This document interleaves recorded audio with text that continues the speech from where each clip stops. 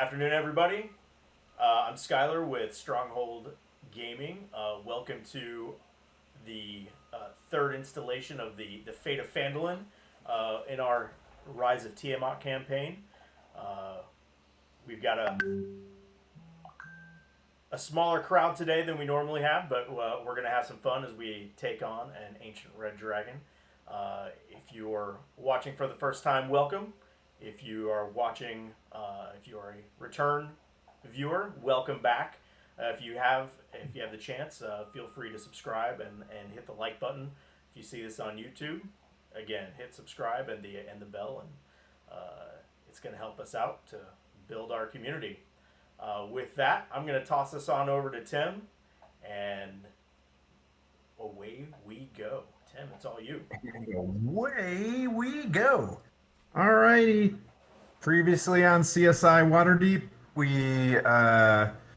the party uh, met a well, the party as a whole on the macro version returned in this Rise of Tiamat campaign back to Phandalin, where we all started because Phandalin was under an attack from what appeared to be an ancient red dragon. They arrived and did some quick investigation, cleared Wave Echo Caves of the Elder Brian and Monster Emmanuel, got outside, broke the psychic link to the town where everybody thought that they were happy-go-lucky in Pleasantville. And when the psychic link kind of broke, they noticed that there was a ashen cloud over the town. They got into town, did some quick shopping, and they were attacked by the ancient red dragon. They fended off the first iteration of the attack, sort of. They had some words. The dragon arrived, bifurcated the town with a big dragon breath. Some of the party went to the Stronghold, which was on one side of the town, and some stayed in the town. They fought for a little bit. They cast some spells on it. The dragon disappeared up into the clouds. And as the party closed out in the last session, some fire giants were coming down off the Sword Mountains down a trail that leads up to their wizard's tower that they found several years ago in campaign. And they've got the idea that the spawn point, as it were, is coming from the Sword Mountains through what Epione did in a scry. Today we have a guest, our DM from the Witcher campaign. Aaron is with us, and he's playing Airden, a super meta rogue barbarian fighter. Just You throw that word around. yeah.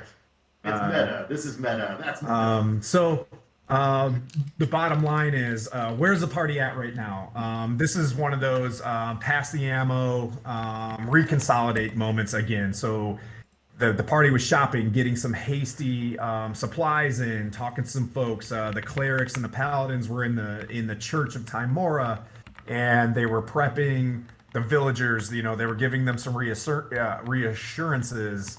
And then it hit. The red dragon hit the town. Everybody kind of scrambled and consolidated at the town center and spread out. You guys fought some elementals.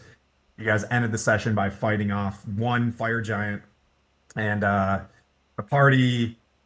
It's a brief moment of pause. And what I'll say, and looking at the clock right now, I'll give you guys about an in session 10 minutes. Real world, real Faerun world, it's about 3 minutes. So what you saw was Manu and Foz saw two things. You fought the fire giant on we're gonna say that was the north side of town. From there, there's a dirt trail that Manu's familiar with that takes you guys up to a wizard's tower. Manu briefed the rest of the party about this wizard's tower that they found long ago, that they put a vineyard in and all sorts of things, and Henry as well. Uh, you saw another fire giant emerge from the forest about 300 meters away. You saw that it made an assessment that their first phase of attack kind of failed. You see that fire giant kind of pulled back into the forest. What you perceive is it's waiting to gather some more forces to kind of push back into the town to destroy the town. But the ancient red dragon, for all intents and purposes, is gone. The town right now, the inn, the stables that you guys were, that's across from the Drunken Duck and across from the piazza and the mayor's area, that's aflamed. It's smoldering and it collapsed. The horses are gone. The Hell Riders and the Purple Dragon Knights that you guys brought in with you from Waterdeep, or you met from Waterdeep, are shuttling all the villagers into Wave Echo Caves. So they've got that handled. Foz gave some good direction. Manu gave some directions to the Koenigsguard to, get Daisy and the Daryl. other Daisy and Daryl. Daryl. Daisy and Daryl are getting his wagon mounted up and getting the owlbear kind of ready, but the owlbear is not necessarily trained, so think about that one. And the rest of the party, you guys are kind of scrambling. So in Theater of the Mind, you're still in Phandalin. What I will say is, Manu, you also noticed to the north of town, just just to the west of the dirt road, there was a farm, and while you were up there, you saw a guy kill a fire elemental in the field, like handily. You saw somebody wielding some weapons pretty good, and that individual is, saw the fire giant fall and is kind of moving towards Foz and you, if you guys want to collectively, depending on Foz's connection. And that's where I'll hand it off to you guys. Does everybody have a kind of a good picture of what's going on? There was an attack on the village, kind of chaos, and this is the very first lull, right? So this is, you guys met first contact. You broke the contact broke.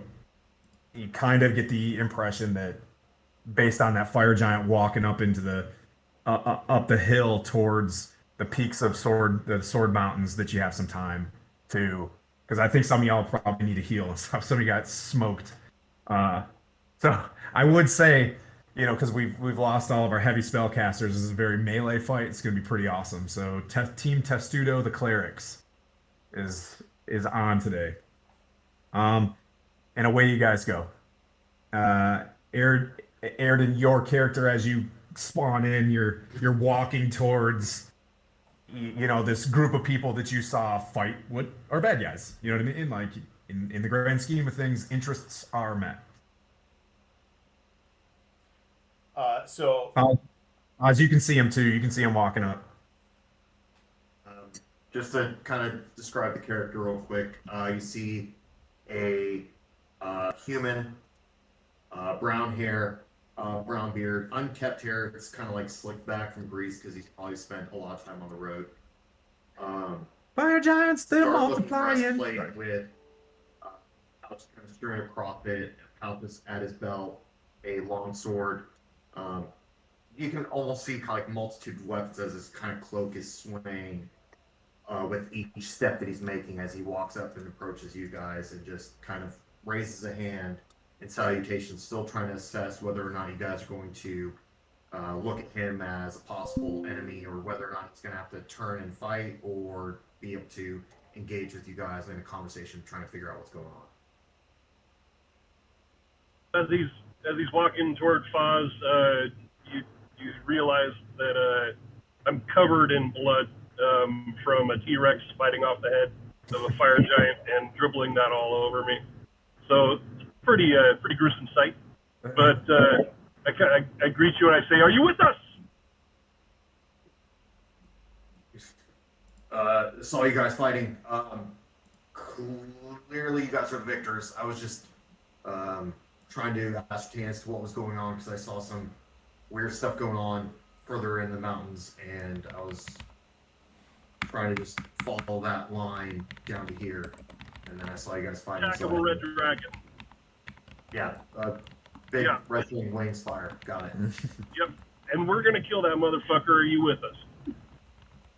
Yeah, I think it went up this mountain I just came down from. I was following my own leads to get here, saw that the people needed help, came down, and clearly you guys took care of it, I think.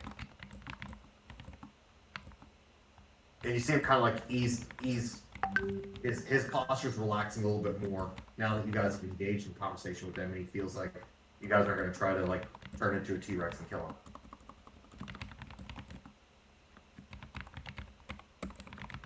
Really a good choice. Okay. So I'll now that you guys have kind of broke the bread real fast, the baguette is snapped. You guys can uh take you have time. So I'll say Boz and Airden, as you guys are linking, I'll take some of this. You're tracking through your experience, your martial experience, that the enemy is consolidating. You've got time to come up with your everybody's order of battle or the next kind of movement. You I'm just gonna say you're down 6 HP from that fire elemental fight. Just to make it spicy. You see that he's a little burnt and singed.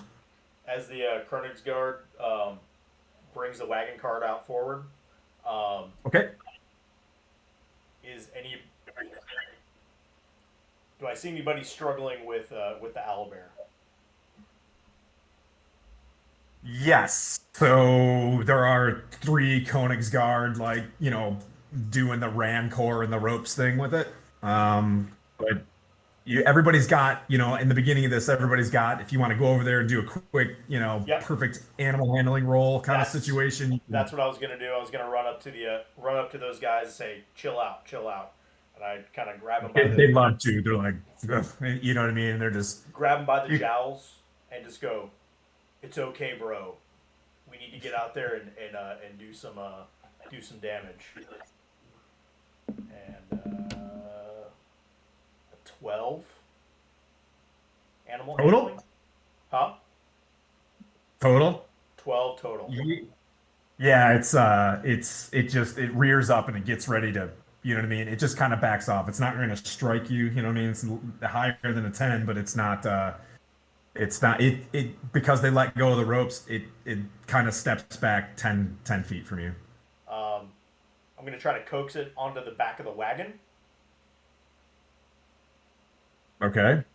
just so So as a what I'll say is, in this 10-minute time, you've lost, I'll give you 3 rounds of trying to okay. if that's your priority. Yeah, I'll my give you 3 priority rounds of is that. to get all So three that of was them kind of out low. there.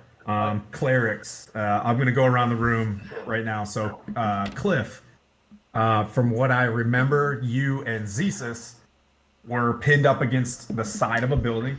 Zesus kind of looks to you and he's just like, I am gonna help this town out. You know what I mean? Like you work with a party, so you get he's gonna NPC it for a little bit and then hey, go go with the guys. You know what I mean? Like I'm fine is what he's saying. So anything you want to prep or do in this first pseudo round?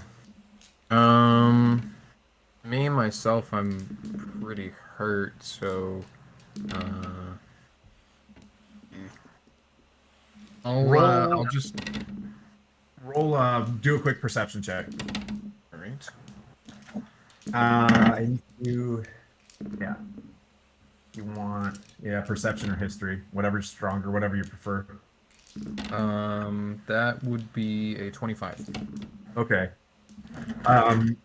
You get, as you heal yourself, you kind of think for a second that and this is just the game's afoot. If the dragon is you want to stay with it, or else it can heal, right? If you take an hour, it gets an hour. Okay.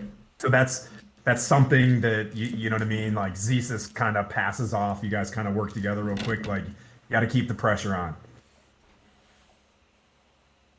Or don't.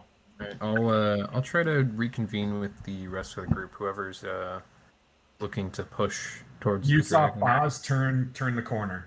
So you were backed up against a wall like this. Foz ran that way. He chugged the pot and ran that way. T-Rex burst past you. If you want to stay in that flow, Yeah, they're I'll like follow them since they seem to have somewhere to go.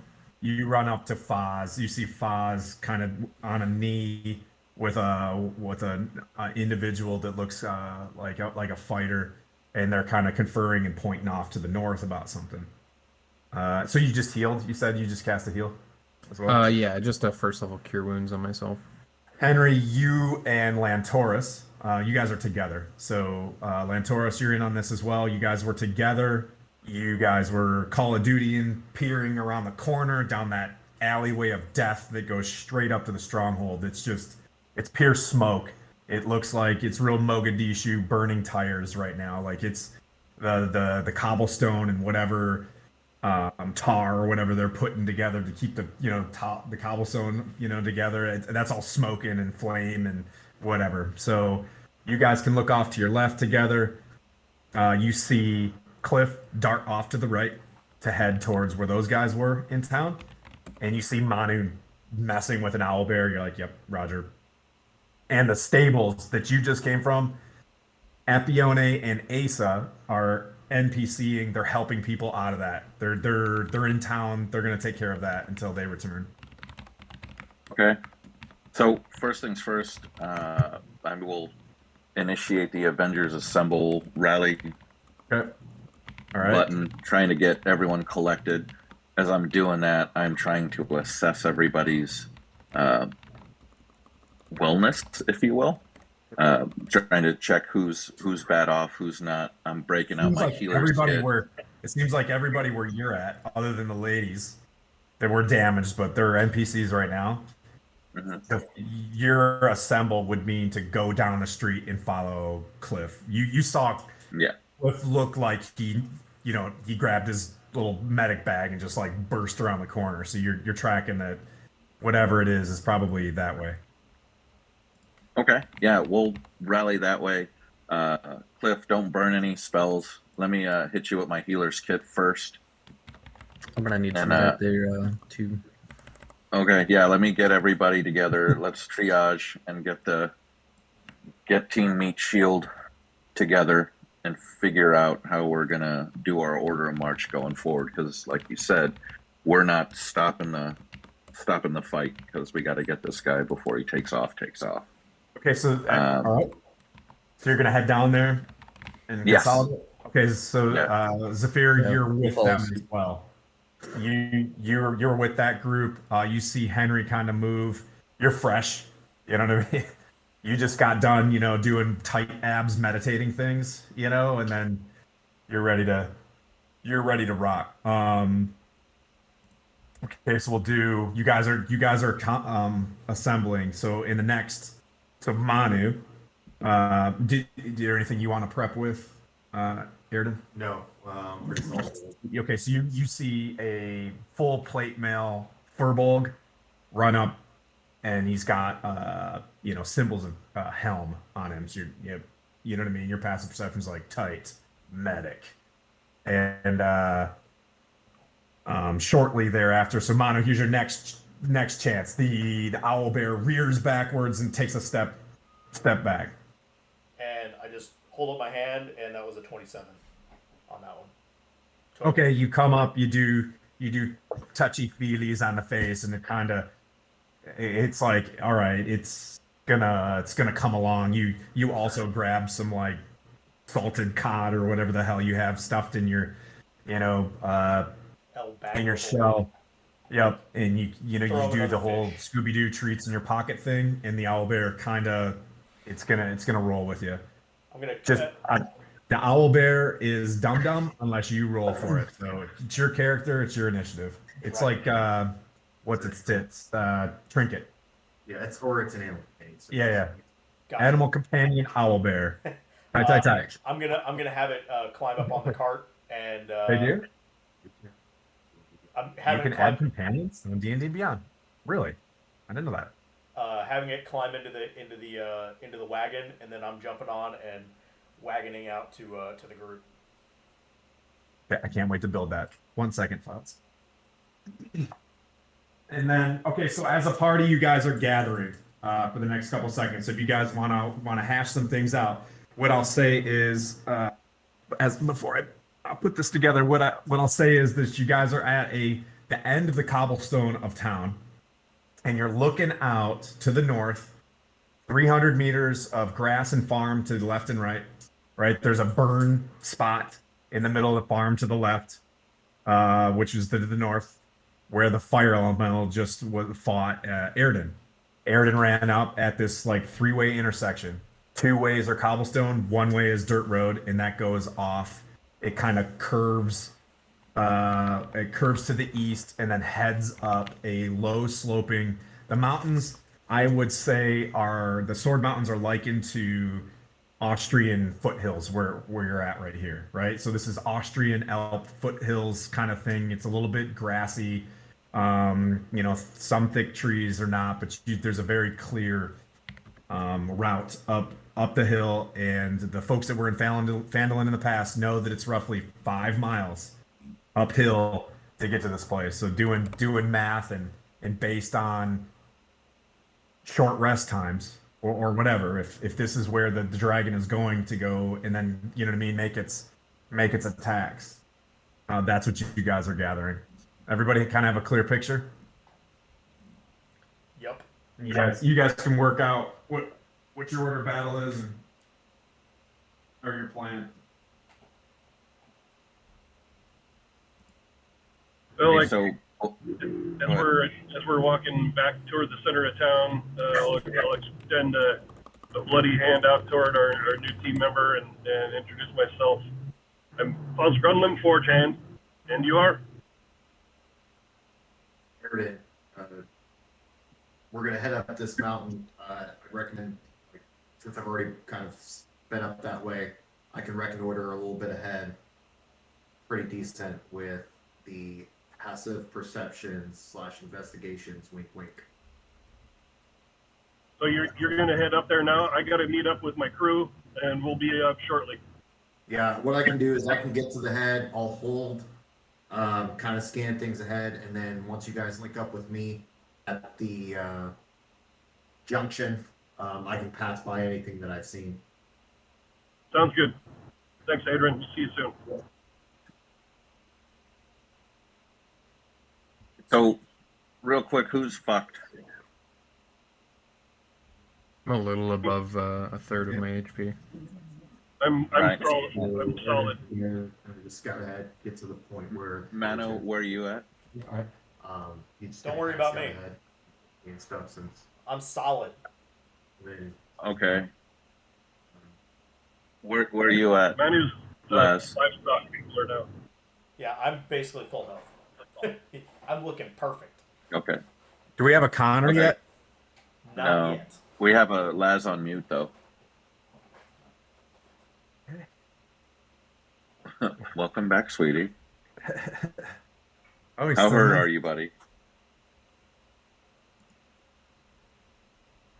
Can anybody else hear him? No. He just smiling, looking all nice. Bottom left corner on your Discord will be a mic, a deafen, and user setting things. Just click on your mic and then make sure your right default setting. He's Actually- not muted in Discord. Yeah, he might have to select his input for his mic correctly.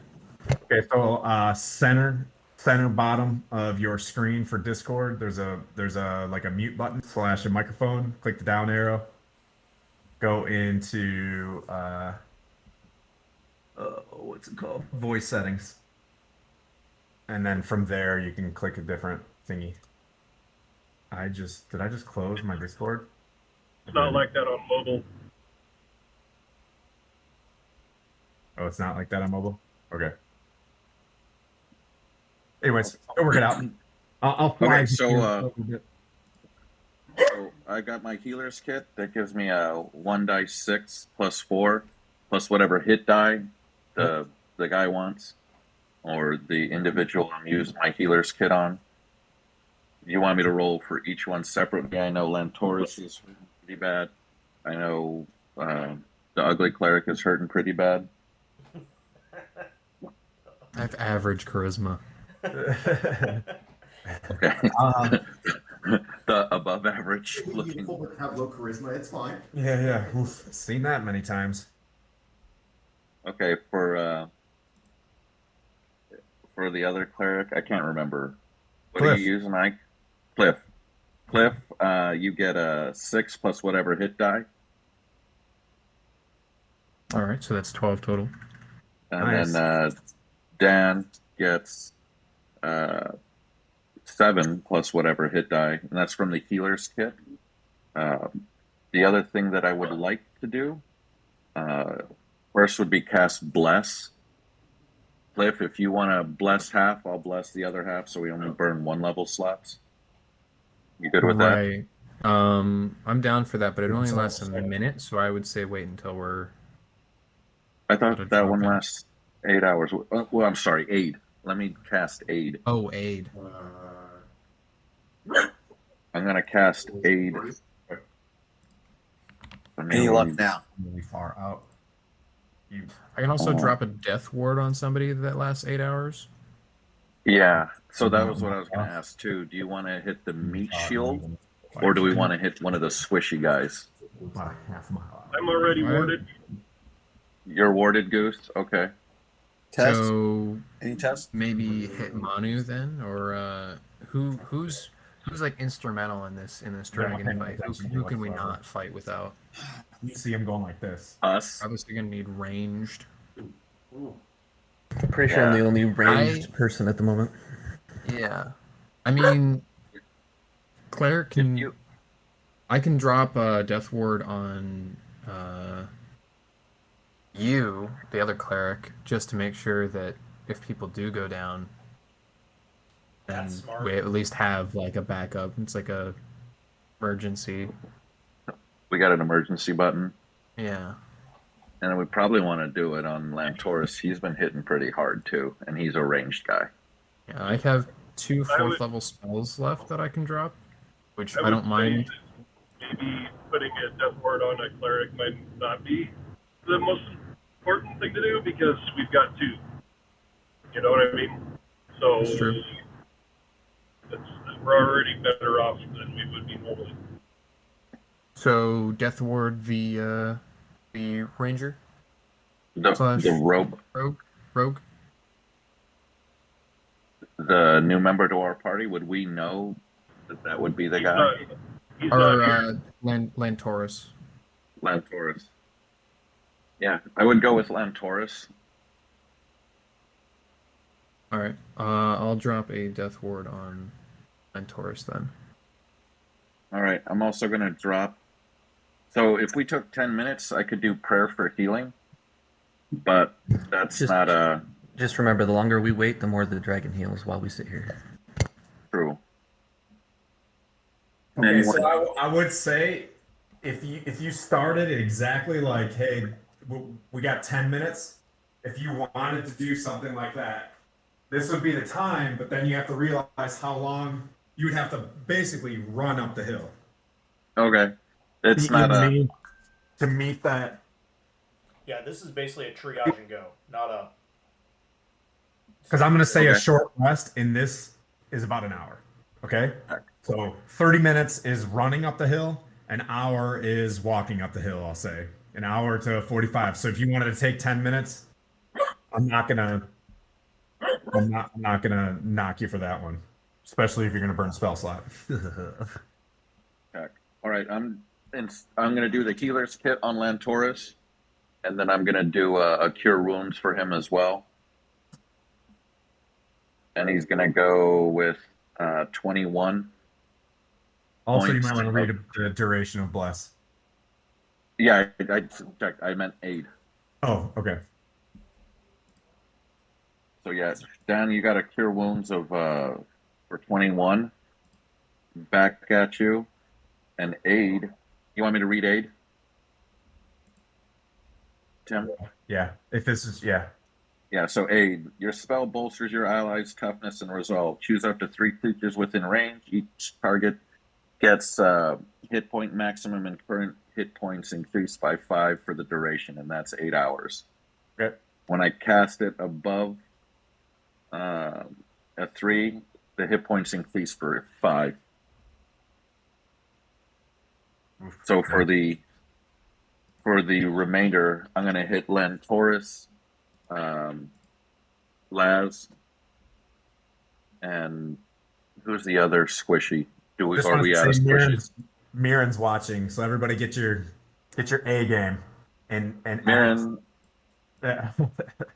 Hey, I Nick, miss you. if you can't hear me, then you probably shouldn't be wasting a spell on me. We got you, buddy. I You're can hear I full. hear you now. Wait, Yeah, Laz, you guys go up by you guys got a 5 temp each EH or yeah, we'll go 5 temp EHP. It's not temp I guess- HP. It's your I guess the max- question that I would have for Tim is where Or were 8. we to begin with? Was I at full hit points or were they reduced at any point while I was absent? Nope. You were taking, you were on the outskirts of town, kind of meditating. You're Yep. good to go. You join the party with where you're at. You're doing Zephyr things. No one knows, monk stuff. Superb. So dark and mysterious. I mean, so aid Stuff's so actually very stoic. increases- aid- cosmic. So aid What's that? increases your guys' max HP by 5, not temp HP. It increases your max HP by 5 for 8 Okay. hours. So it's Or not for 8 hours. Yeah. It's like a hero's feast, but different. Same. Yeah. Heroes Feast would have been cool yesterday. So you're from Austria, so you're Australian. Have you Okay. seen the James Franco interviews? They're hilarious. Yeah. And Cliff, is there any other buffs that we can do? I mean, I have Heroes Feast, and I don't know if we finished that. Okay. So that's yep. So I don't even get to do you're doing a spell right now. So Henry's like he's beaming. He's doing his 10 minutes of. Are you doing a 10-minute? No. Just Cat, Lantaurus and Cliff are the only ones that seem to be fucked. Okay. Everyone Okay. else seems good. It's been roughly 2 or 3 minutes. Lantaurus, what is there anything that you wanna do to prep? No, I'm actually good now that I got my healings done. So Cliff, you want one more preppy thing? Which is gonna be your buff when you get to the. So did I ever get that gem encrusted bowl from Wave Echo? Did they ever finish that? No. That's Okay, gonna yeah, I take. can't Oh do that wait, then. what did we say? Was that a? Because we took a full rest. I was going to be doing the encrusting, right? Roger, you dig around, and then All right, so Heroes Feast does take 10 minutes to cast, but Okay. it's immunity to frightening, which I mean, Dragon Fear is a thing. You make all Wisdom saving throws with advantage. Immune to poison, and your hit point maximum increases by 2d10 for 24 hours. How long does it take to consume? an hour. 10 minutes. 10 Oh, minutes to Feast takes consume? 1 hour to consume. I thought casting time was along Yeah. with it. Okay, So yeah, no, that's- never mind. We can't do that That's right your now. normal. I mean, but like, so you got that good perception roll. I mean, it's on you guys. Like you can We don't need to take We an hour. used it in the past. you keep fighting the thing straight up. It's on you. Yeah. You didn't have Hero Feast in the last one, I'm going Well, to we did. So when I meet up with the group, I'm gonna pass out. I'm gonna give Foz one of the Supreme Healing Pots. Whoa. Thank you. I like it when you guys work together. Makes me Foz and Monty. They got, you know what I mean? Like it's And then they're I'm going bros. to give. I've got 5 graders. I'm gonna give 3. Actually, Henry, how many do you have? You have 5 right now. I'm gonna give you 3 more, and then I'm gonna give 1 to Foz, and I'll keep another one for myself.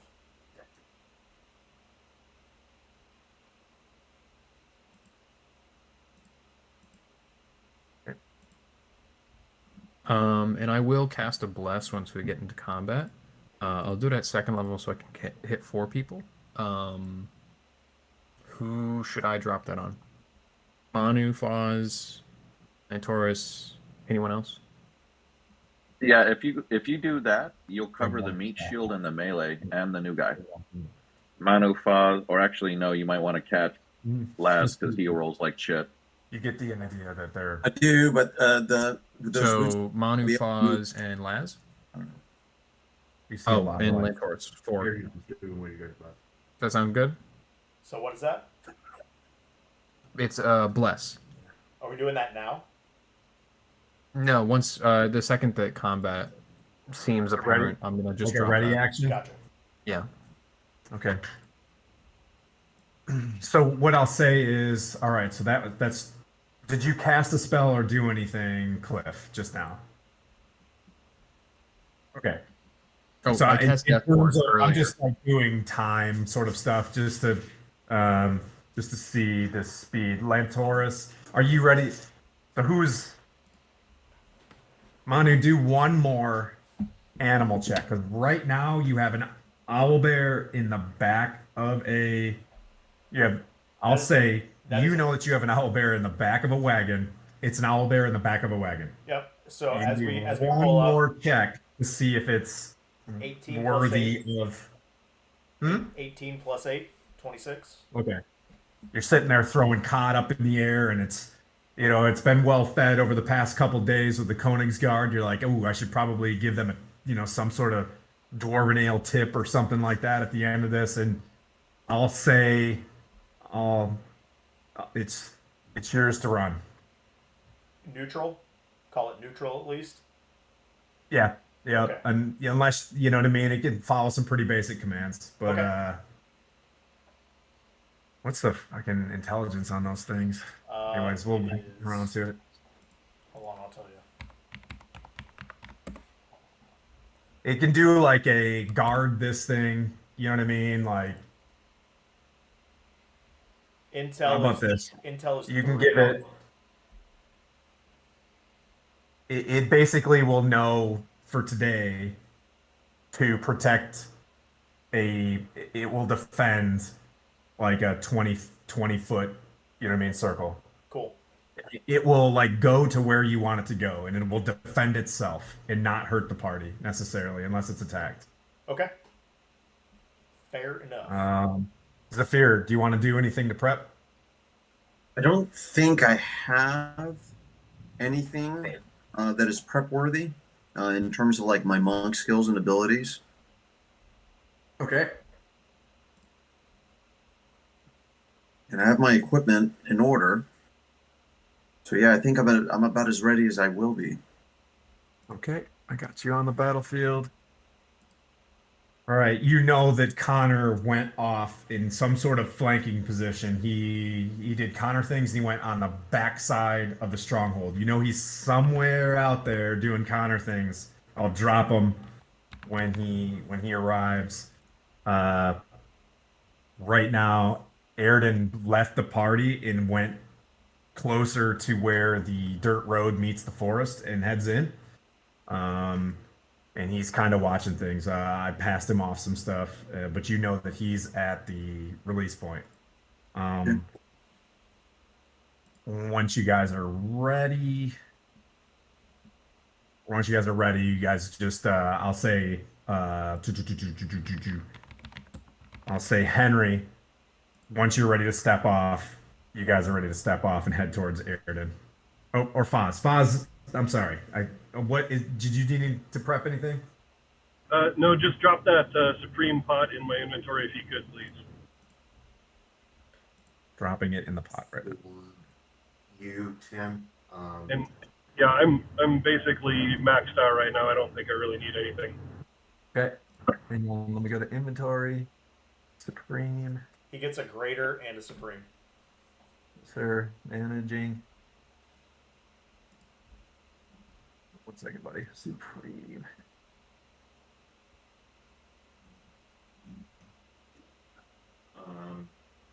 Tim, when you're available. Yep. What's A up? greater and a.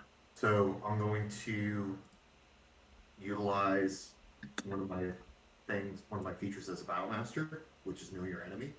Okay. So I just need to observe a creature outside of combat for a minute, and then I can pretty much pick whatever score I want. I'll read it to you. So if you spend at least 1 minute observing or interacting with another creature outside of combat, you can learn information about its capabilities compared to your own. Strength score, dexterity score, constitution score, armor class, current HP, total class levels, if any, fighter class levels. So if I actually am able to observe what I'm seeing for about a minute. Okay, I you have been suppose- observing at least one of that one fire giant, Mhm. and then it walked up and you could see it walked up to something similar in its size. And, like there's something that's going on. Yep. All I want to know is their armor class higher or lower than mine? And I have an armor class of 19. Lower. Lower. Yep. Yeah. So you've got what are you wearing right now? You got full? No. Do you have full? No, I have plate. Yeah, adamant. I have breast arm. I have a breastplate, but I Yeah, you have adamantine. They've got plate on. Yeah. Is what you see. Yeah. So you're familiar with what plate looks like, but it's not. It's not like magical, or doesn't appear to be magical at all. Although one of them seems to be directing the others. Okay. So it's the one that The you've one been that I following. Yeah. Yep, is it what you know what I mean? Like its finger in its chest to the other one, and the other one is like doing looks like it's organizing stuff, and then but they're still walking back, like they're trying to group by walking back. Yeah, so I pretty much got like the officer and then the sergeant, and that's what I'm seeing with their composition. Yeah, definitely. There's definitely a clear leader Okay. in this. I got a chief and Indian, pretty much. True. Cool. Cool. Tight. Tight, tight, tight. Cool, cool, cool, cool. No doubt, no doubt, no doubt.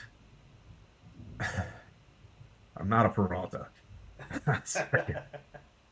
Yeah, so just and my armor score, because I have medium armor master, which allows me to add a +1 to what is typically a +2 dex. Okay. So since my dex is higher, I can add that, and then 2 weapon fighting allows me to add a +1. Okay. Okay. Okay. So you guys let me know what you're doing. You guys moving towards, you guys staying, you want to prep some more? Are we ready to go? Manu, you muted, buddy. Are we ready to go? I think we're ready to blast I know off. I'm good to go. Just a quick question. So the direction that we're heading, are we heading in the direction of the dragon or in the direction of the fire giant? Yeah. That So was, ducking the it's super overcast. they the same. So same. Because based on Epione's scry, you know that Yeah. that the dragon is roosting, or building up, it's layering or whatever at the top near where the tower was, and this road heads in that direction. Yeah, there's only one Okay. way up to the tower. Okay. 10-4. So I'll do the barbarian thing and start charging forward. Okay, so how do you guys want an order of movement, or are you guys just kind of massing up the hill? That's not a leading question. I'm just see how your party looks right now. Is that how you want to? I just kind of dropped everybody. Is that how you want to move? You guys cool with that? Or you guys wanna Probably, spread out, probably or- me and Foz up front. Lantoris. So Matt, yeah, so it is a sandbox. There is a road you can go up, but the trees look like this kind of map. They are you know what I mean? Like it's grassy, ferny. Like you can see things. If you were to look through the trees, you could see through the trees. It's not like wait a minute vines and things like that. Like Right. you can move through there pretty So let's easily. me and Foz up front, 2x2. The wagon behind that. All right. Lantoris, where you want to be, buddy? I would say I'm Lan- probably going to be at the back of the pack because I'm the solo range at the moment. I would say on the side, and then the clerics behind everybody else. Zafir, where you want to go, buddy? Near the front. Okay. I've got mobility, so I'll be able to get out of the way in a hurry if need be, and I'll be able to support as needed. All right. Guys, all right. Hopefully that made it in the camera. There's my ugly looking hand sticking through good. there. And then you get up to, Aridin, you come out of the forest to link up with them, and you just can pass them. So You can I pass would them. end up Everything. seeing Manu and like lead two guys. So I kind of come out of the brush, kind of emerging out of it because I've been hiding there. And I pretty much look to you, Manu, and I go, okay, there's two fire giants down this way. One's heavily armored. He may be a problem.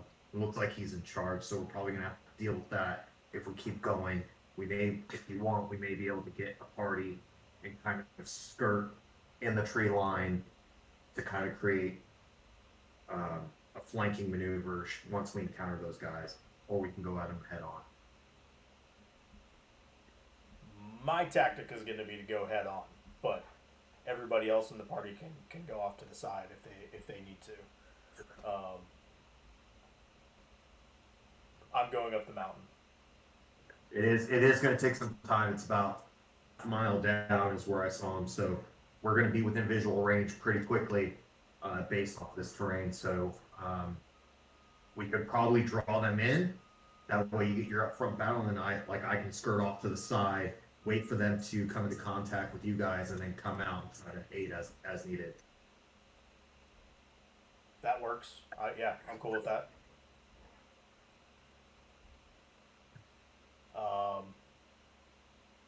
So I'll send Foz and Laz off into the tree line, and kind of mirror us. Okay. Along with You notice that they kind of turn around. They're about a mile out. And Are they heading away? no, they've got to their. Where are they? They're tracking. You're coming. They turned around, Okay. So and you see them kind of go like this into to the left and right of the trail. like indicating like He left. just goes like this, Okay. and he just you can see him just start. Walking towards. Yep. Okay. So I pass that information off to them, like, hey, this fight may be happening a little bit quicker than needed. So if you want to split guys off, we may want to do it now, or we just hit them up front and go straight at them. So I'm gonna have Laz and Foz go off. I'll charge up forward with the wagon, and you guys can get them from the side as I take them head on. Does that sound good? Tim, I'll just kind of base off this information and me probably having a good idea as to where they're at. I'm going to break into the trees just a little bit and try to use pretty much concealment through the trees to try and minimize my profile. So as they come in, they don't see me, so I can possibly emerge and help assist as needed. Right. So I can roll stealth whenever you need. Let me know if that messed up your camera. Nope, Manu. looks good. I gotta fly up. I gotta take the predator higher here. Whoa. Hang on one sec. I'm going to. There we go.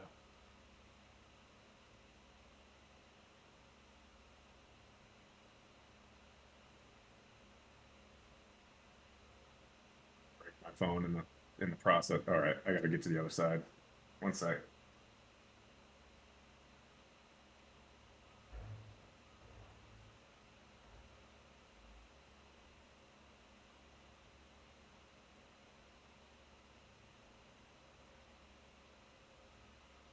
Kill a tree too, huh? Bummer. Is this still landscape, buddy? Nope, it went to portrait. Okay, I'll fix it. I gotta do some cord management because my OCD, it'll bug me.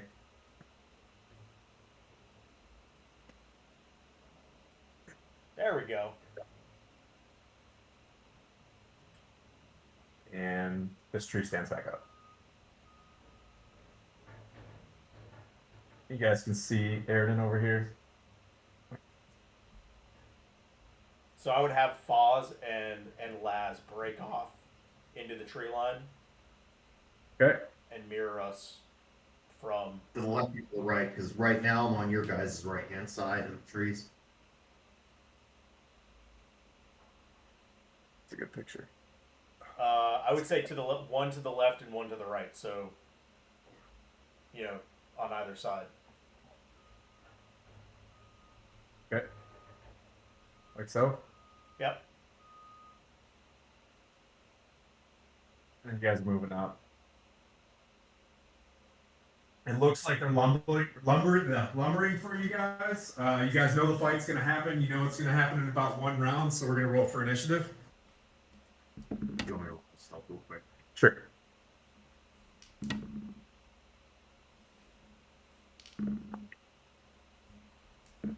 Ooh, good camera angles today. Cameras are happy. At least more. No. Okay, you're hidden. Okay, I'm gonna go around the room. 25, or I'm not gonna go around the room. That was the crappy way to do that, and I've learned better things. 25 to 20. 22. Do you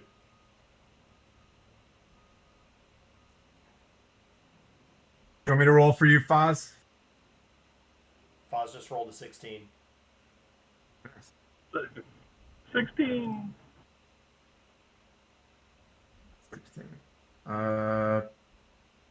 20 to 15. Foz is 16. Any 20 to 15? 16 for Cliff. 16, Cliff. 19 for Lantoris. 15.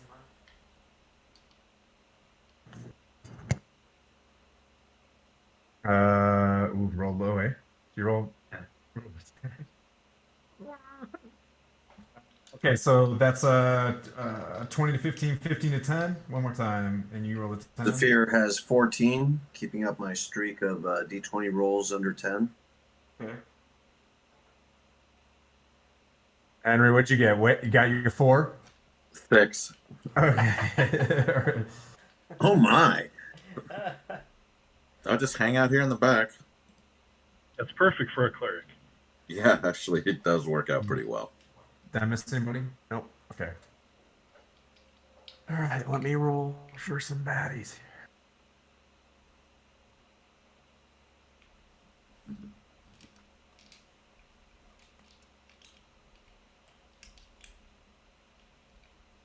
I gotta manually put these in here. 1 second.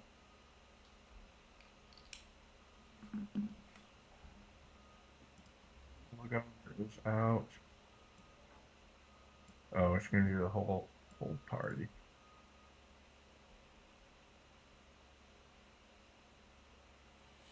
That's fine. Oof. Fire John's still not very good initiative. These are garbage. All right. As I like to call it, cinematic initiative. Yeah. Well, I do analog on my lap as well. It keeps everything kind of. Yeah, because the one downfall of using the encounters on D&D Beyond is sometimes when you refresh the page, it doesn't save it. Yeah. Yeah. So you have to ask for everybody's again. Yep. Let's see. You are. And maybe if you show up. All right. We'll see. Okay. So, Manu, you see them trucking towards you. They're probably, what is that, about 100, 150 away? 150 away. I'm gonna Yep. move. I'm gonna move up. Wagon cart moves up the same amount, 40 feet. Okay. I'll have the owlbear hop off and stand to the left side of the cart and Okay. defend. And can I see the fire giant? Can I see the fire giants for where I'm at?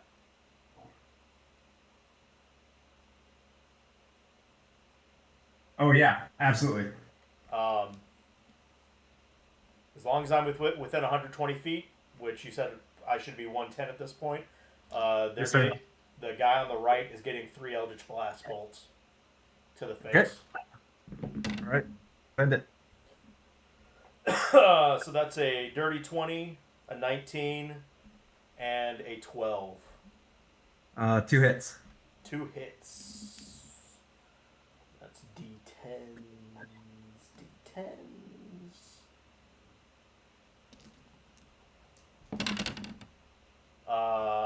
5 and 7, so 12. All right. Basically, I point the rod of lordly might as a battle axe towards them, and launch the Eldritch Sight. Prepare to meet your doom. You said the total 12? Total of 12. Okay. Let me fix this map. All right, so Manu starts the fight by two streaking black energy.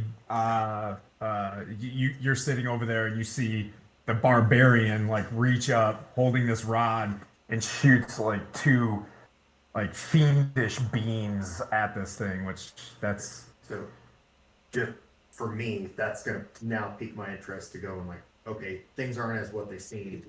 yeah. I may need to talk to Manu what side. So doesn't everybody. They're just not there yet. There hasn't been much time to discuss what's going on, but yeah, lots of things have occurred. All right. Let's see. Lantoris, you see the same thing. There's two lumbering fire giants. They're kind of at a trot heading towards you guys. And Manu, moves the cart forward. An owlbear dismounts. You're behind the cart, or you were. In this 6 seconds, you can do what you like. I'm gonna move to catch up with a cart. Alright. Would that make me in range, or what's the range between us and the 100 from the Giants. cart. You're about 115, 120 from Okay. them. If you're behind the cart. Okay, so with that, I'm probably gonna just try to take a shot at whoever's closest in the pack running at us real quick. Okay.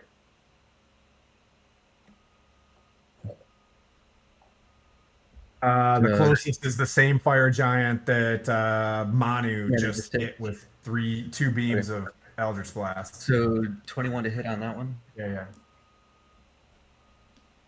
I'm sorry. Say again. 21 to hit. Okay. That's a hit. 3 plus 5.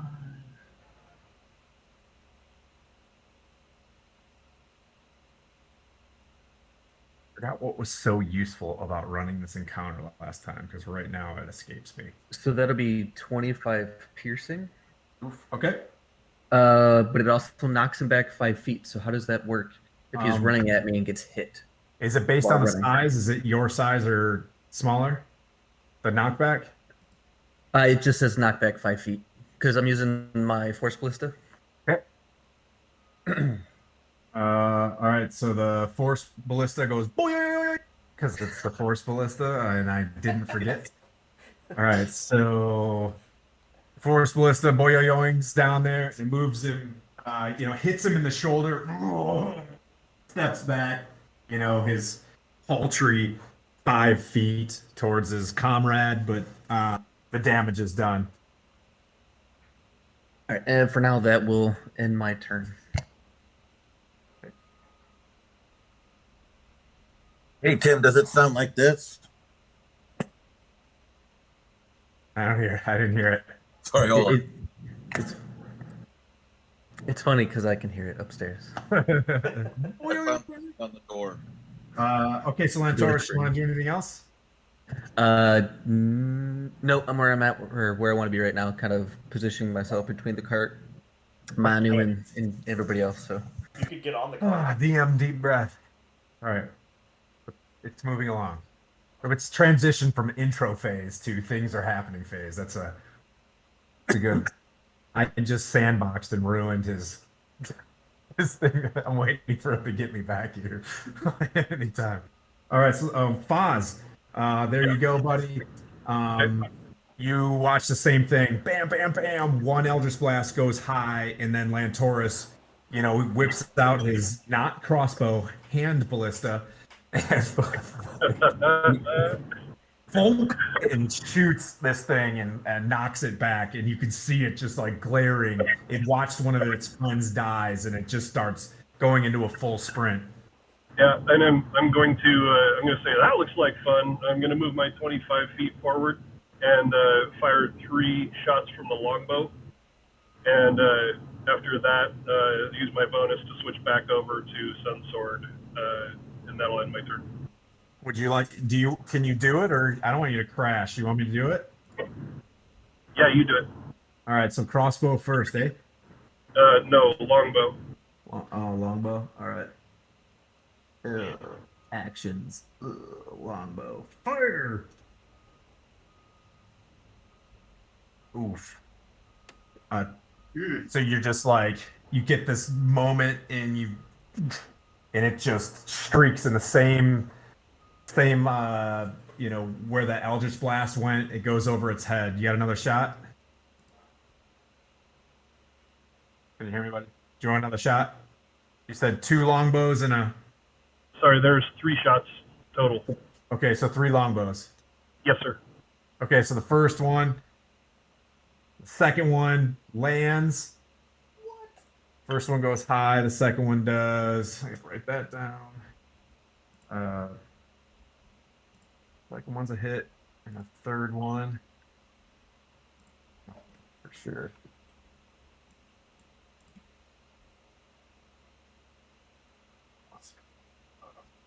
Total piercing. Okay, so the first one, much like Manu trying to, he shoots and he misses, and then he aims small, misses small, and hits him as well. You do the same thing. You kind of shoot high, and then you're able. All right, it's a fire giant. If I just knock this a little bit lower, and then thwack thwack, you chase it with 17 more piercing damage against the fire giant. You said you want to do a bonus action. Yeah, it was just the 3 attacks with the longbow, and then the bonus action is just to switch back over to the Sun Sword, so I don't have to do it on my next turn. Got it. Too easy. All right, so you drop that, and then you switch to the Sun Sword. Cliff, and then Zephyr, you're on deck. Okay.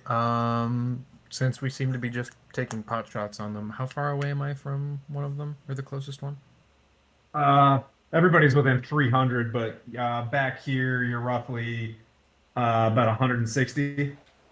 You're off camera. Yeah, I'll just make a long range shot with my crossbow, so at disadvantage.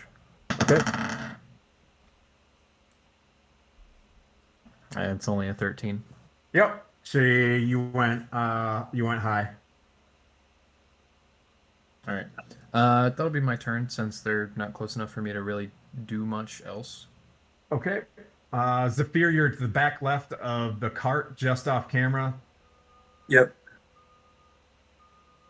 Let's see. Obviously, even with my bonus move, too far to actually close in with him. So I will move forward using the tree line to the extent possible. And I believe I can take, thanks to my boots, I'll be able to take 2 move actions, correct? Yeah. Yep. Okay. So what's your total distance? 50 feet.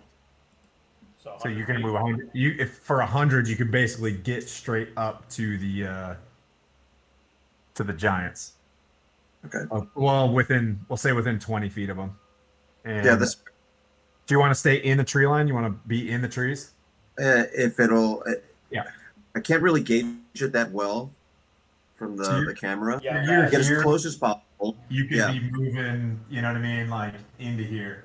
Absolutely. And I would basically like to retain the trees cover to the extent possible while allowing myself the ability to close within melee next round, if that's possible. Piece of cake. Okay.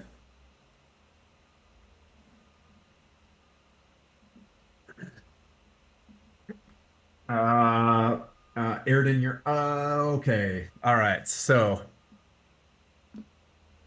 that's a couple baddies' turns right now.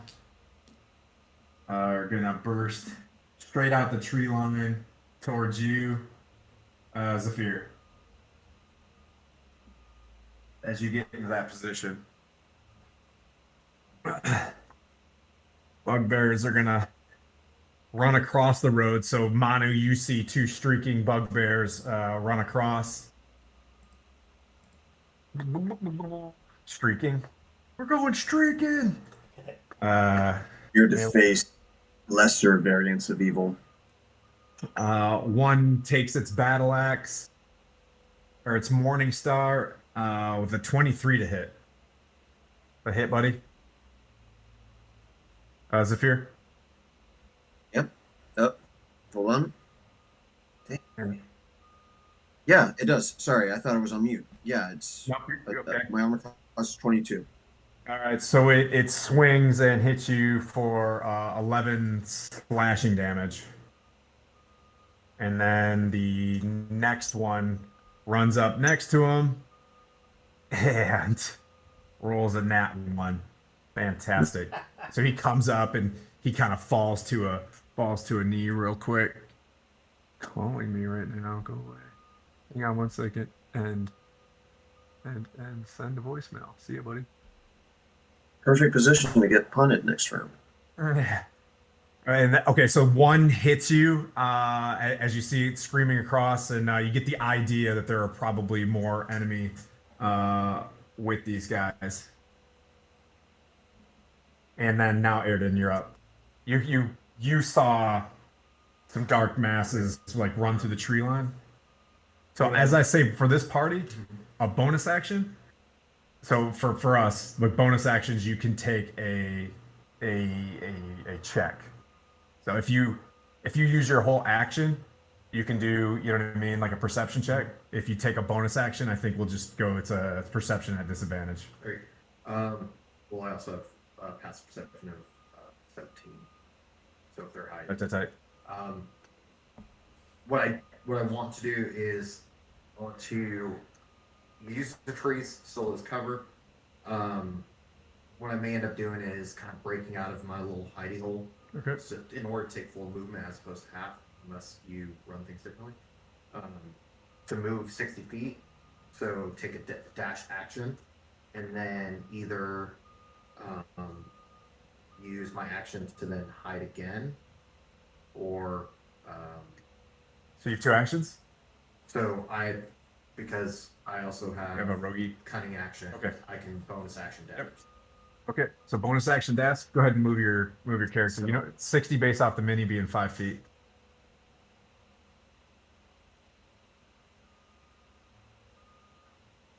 I would stop right at those 2 trees. Move to there. You see 3 kobolds in there. Okay. They're roughly. You're gonna be. They're streaming across this way. And that way.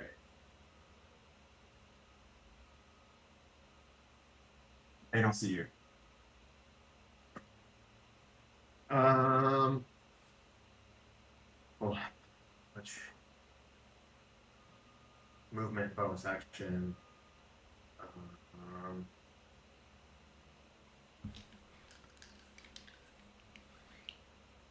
Would I be able to kind of take in my surroundings, figure out if there's any more bad guys? Because right now I know So that was your action and you hid.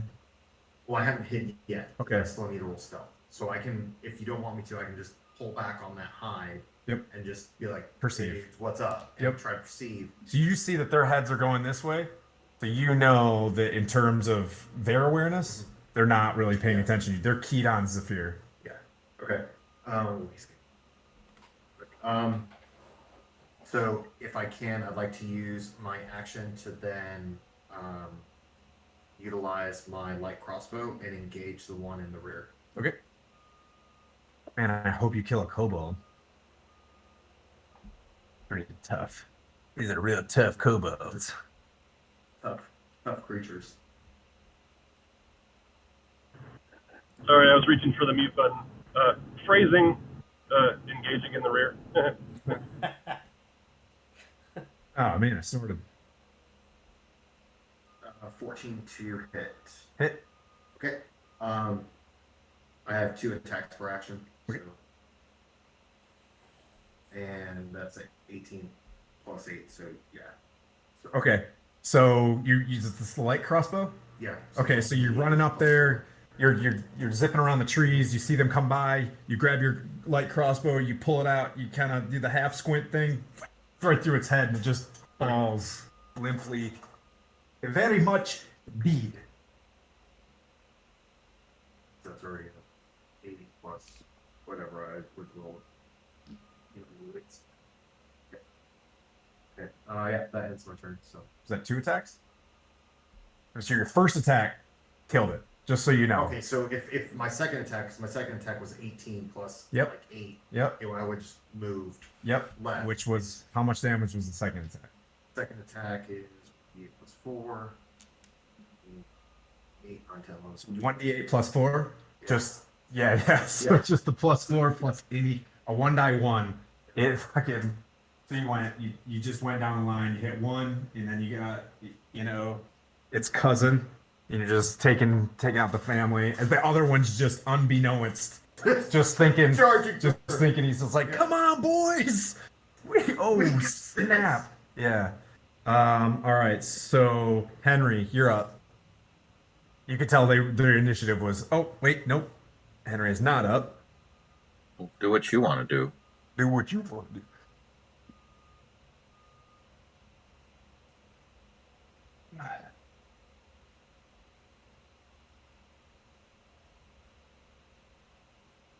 That Zephyr would have saw that, so I gotta move him and go from here.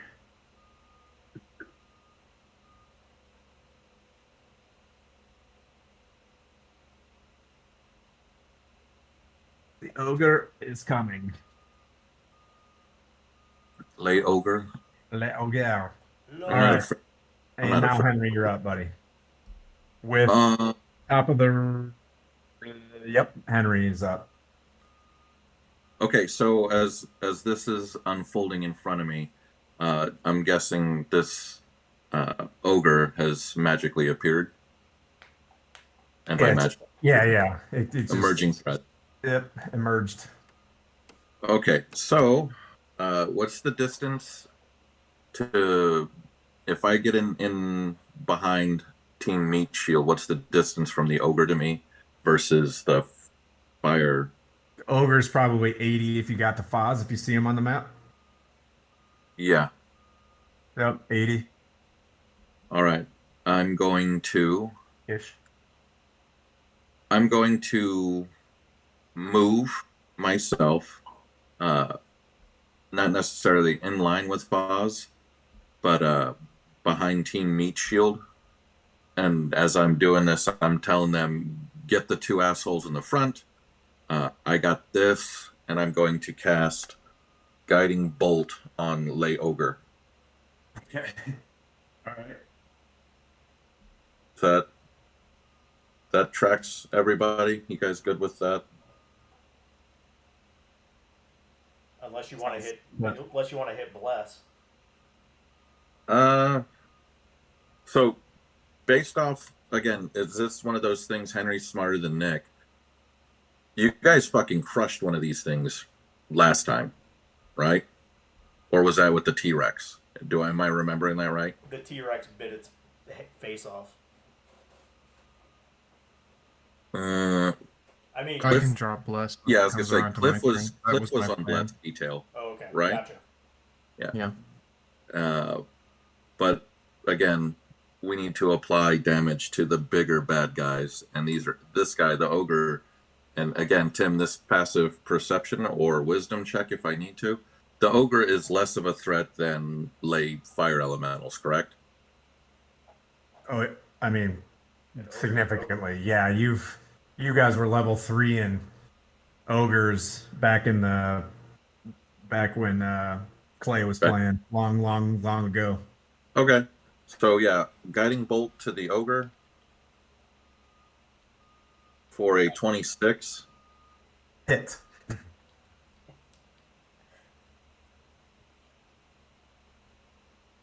There's my guard.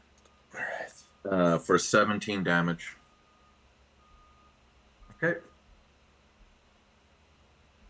And that will end my turn. Unless I'm forgetting anything from our previous agreement, Cliff.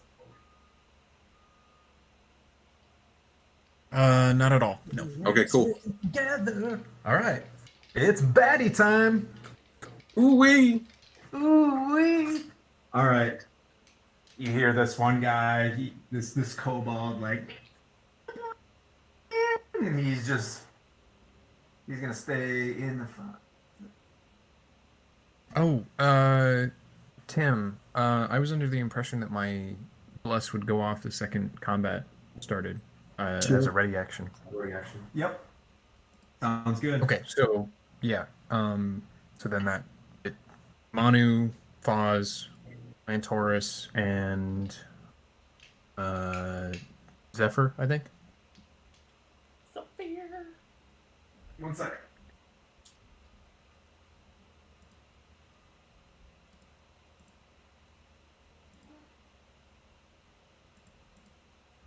$20. I'm gonna use them. You know, why doesn't D&D Beyond allow you to put blessed on yourself on here? Who was it? Who were the guys? Uh, Manu got it? Manu, Foz, Lantaurus, and Zephyr.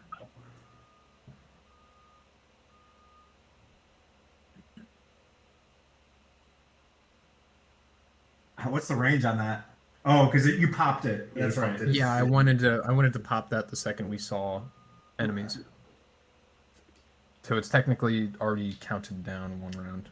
You guys notice these trees just keep sprouting in random places. You see a tree, and then it's standing in another location. So, and what helps me is getting some packet, putting it on the base, and then I'll keep it from constantly falling down. Okay. Oh yeah. But Chris had told me as well. Did we lose a feed or No. we're good? All right. Okay, so back to this.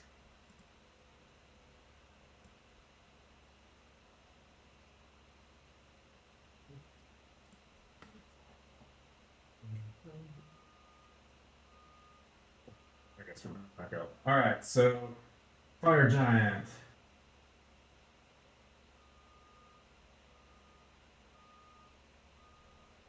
He's just barreling into this tree on top of you, Zephyr, and we're gonna do some bludgeoning damage if it hits you. And then this guy.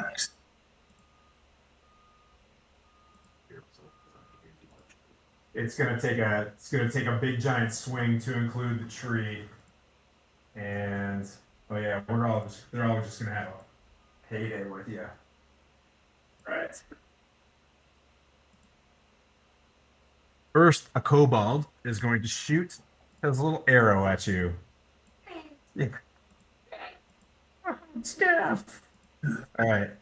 He shoots. Gosh. He shoots his shot. 18 to hit. Is that a hit on Zephyr? I think it is. He missed. Did he miss? He misses. Oh, poor Dave. Dave the kobold. Lost his family. It's not Dave's day today. 6 seconds. I had that shot lined up and took it. Fire giant takes his the one that's been taking damage. He gets 2 attacks with his great sword. His first one, he swings through the tree before what? Go ahead. What's up? Oh no, I'm just saying. Of course he does. He does a 19 to hit as he swings through the tree.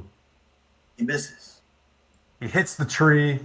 Tree bursts into whatever. You do monk stuff, dip, duck, dodge, dive, and he swings again, coming straight down on you angrily. That's a 26 hit, monk. Yes, he does. All right. Ready? Ready for this? Okay. Gonna be real juicy. It's a real big sword. 31, let's say, slashing damage. Yikes. Just nails into your clavicle. Just yipes. And as its friend comes over with, that's supposed to be a great sword, but you know, that's the best we can do for Amazon. So his great sword that looks like a gigantic maul goes for a swing at you. 24 to hit. Yeah, that'll hit. All right.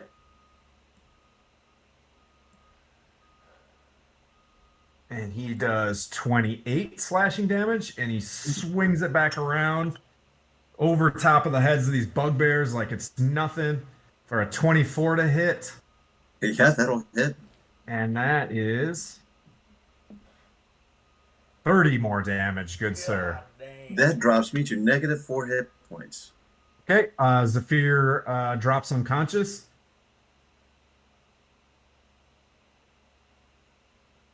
Take that bless back.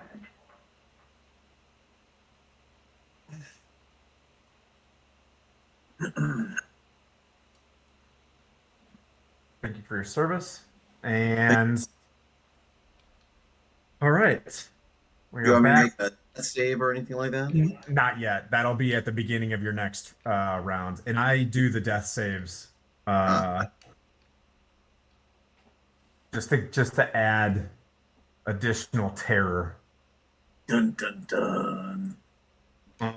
Who's up, Manu? See, Manu, so you just saw everything. So Zephyr, takes the tree line, runs up, and like he obviously triggered two bugbears that ran across the road. Everything just like pours out. Did he have that word on? What's that, buddy? he's asking if he had death ward, if Zephyr had death ward on. I do not believe so. No, Lantaurus. No, I have the Death Ward.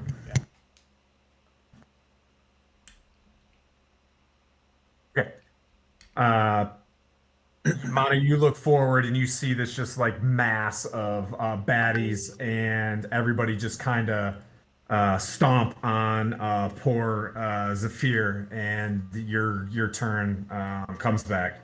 So my initial movement is going to be 20 feet up. I'm going to have Ash the Owlbear position in front of Daryl and Daisy and post up defense there. It lumbers forward. Okay. Let's rip your axe. Okay. And I'll turn around to say protect, and then I turn around and move the rest of my 40. Okay. You're at 35 and you can get to the kobold. So I'm gonna use instinctive pounce with. Okay. So at this point, I'm gonna activate. Well, I'm gonna jump into the fray right in between, so I can move another 20 feet. Okay, so you want to get into here? Right in the middle. Okay. And use that as the same time as activating my rage. So with the storm aura, everything around me takes 4 fire damage within 10 feet, so 20 feet total. You hear Dave shrieking in pain. Okay. And I was like, Zephyr, no! And I smashed the one dude that I hit with the Eldritch Blast. Am I within melee of him? So are you gonna hit him with Eldritch Blast? Because No, he's a little bit I'm far hitting- from you. He's about 20 feet from you. Whichever one's closest to me. The one on the right. You'll have to keep moving. Yeah, so you can get right up to that other one. That's fine. Oof. Yeah, I can't see how close. I was trying to And you get didn't there. break melee range from that kobold, so you're good to go. And I'm gonna smash that dude with the rod. And that is a plus 13, 26 to hit. The hit.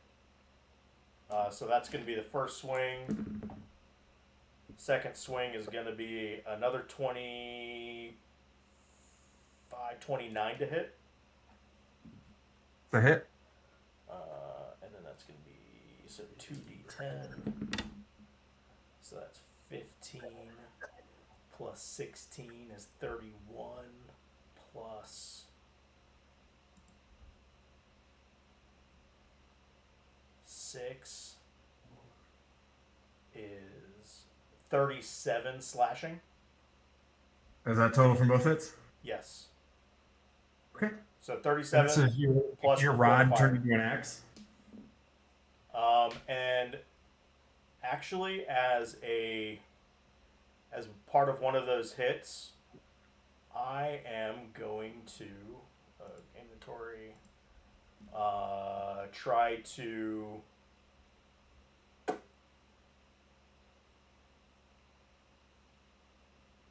Let's see.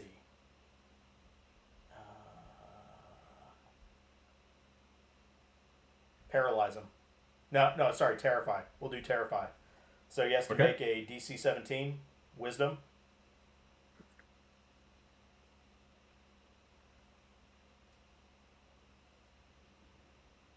Fail? So he is frightened for a minute. Ooh, okay. All right, frightened. So let me put an F on this guy. All right.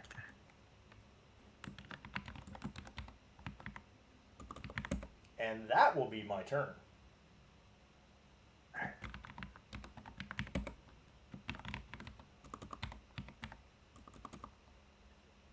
Okay, Lantoris.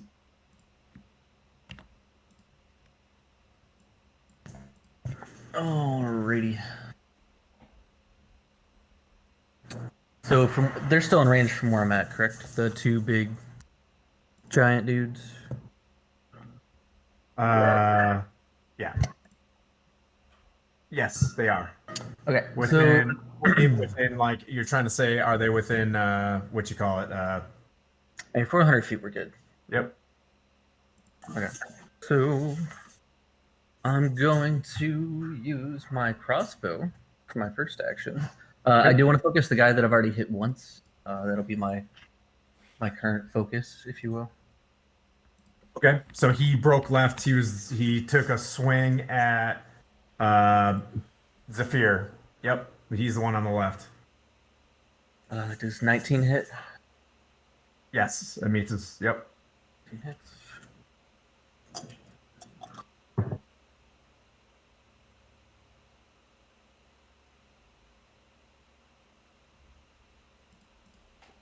So it'll be 17 piercing for that one. And then I'm going to take my Force Ballista. Hit on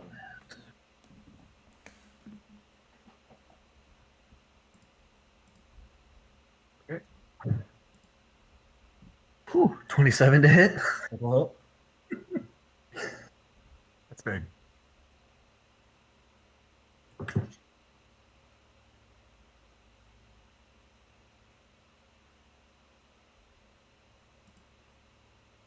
It'll be 22 force damage and knockback 5.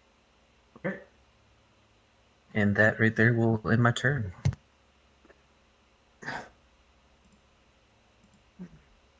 Right. So it just gets done. It's looking over top of Zephyr's unconscious body as like two bolts come flying from over top of the wagon, striking him and pushing him back. And he kind of looks back at you, and that's the second time you pushed him back. And he gives you this look like. Was he in eventually- range of Manu when I pushed him back? Was he in range of Manu? No. Yeah. No? Okay. Hey, Manu, are we doing anything with the owl bear? Because it goes on your turn. He's holding. He's defending. Oh, he's defending? It's basically all he can do is move to a spot and kind of hold. That's okay. all he's learned for this time. Faz. And then Cliff, you're on deck. So I'm trying to track in my head. So what it sounds like is there's two giants. One of them is now frightened of Manu. Is that correct? That's correct. So he hits him, and you can see it kind of, it's like it was tensed. It was confident from hitting Zephyr, and then all of a sudden Manu ran up there, and you can clearly tell that its eyes are like really big, trying to fight Manu. Okay. So Manu's in melee with that one, and the Yes, other sir. one is how far away from him? Probably 20 feet. How far away from me then? The one that just stepped back, got The knocked one back. The one that's not frightened, how far away from me is it? 80. Okay. I'll go ahead and move forward. My shit. Guess I shouldn't have. Is there anything else that's anywhere near my melee range then? No, nope. Probably. You're probably a dash from melee. Extended. You gotta I'll realize go ahead. Manu moved probably close to 70, 80 feet to get where he was at. Okay. I'll go ahead and move 25 forward. Okay. And ready action for. I'll just ready the Sun Sword for a combatant to enter my melee range. Okay. Cliff, you're up. All right. I'll go ahead and are any of them within 60 feet of me? Enemies or otherwise? No, you're way back. You're still probably like 30 feet back from the cart itself. Okay. I'll move up to the cart. And how far away is Zephyr at this point? Zephyr is 60 from you. Damn. Um. You see your little head on the screen? You see you? Yeah. I'll go ahead and try to hit a Toll of Dead on any of the Ooh, tight, tight, tight. Cool, cool, cool. close enough. It's 60-foot range. Okay, you can reach a burning kobold and an ogre. I'll hit the ogre, Okay. which is a wisdom save for him. Okay. 16.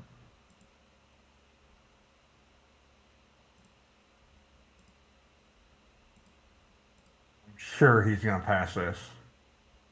Ogres are super wise.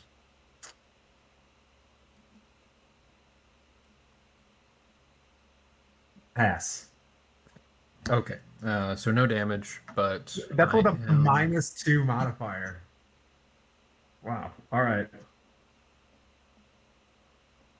I'm close enough at this point where I feel comfortable. You see that this ogre, it's got a book clutched in its left hand and a club in the other. It's very studious. Does he have healing I'll- word prepared? Not me, no. I don't. Just get Foz back Um, and still maintain distance since the other guys are in the back. Yeah.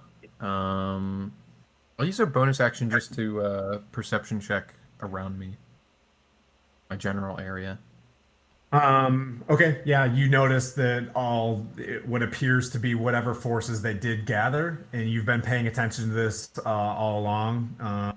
Keeping track of like where do you feel the presence of a dragon or anything like that coming? You're scanning up into the clouds and whatnot, which are very still overcast, and the overcast is like meeting to a fog almost into about a mile ahead of you, and still ash and ember kind of slowly wisping from the clouds and whatnot, but you're not picking up any more enemy.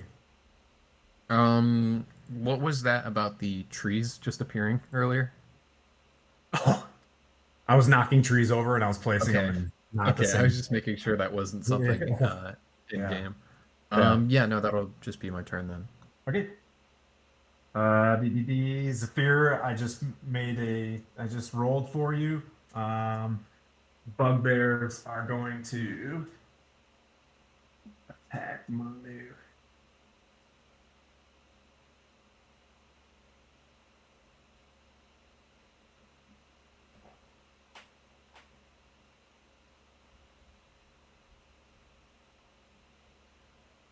One swings its Morning Star at you. Manu for 18. That's a miss. Okay, and the other one swings as well.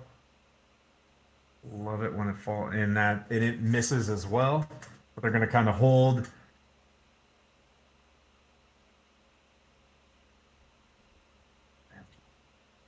Yeah, no. All right, and then it is Eridan's turn.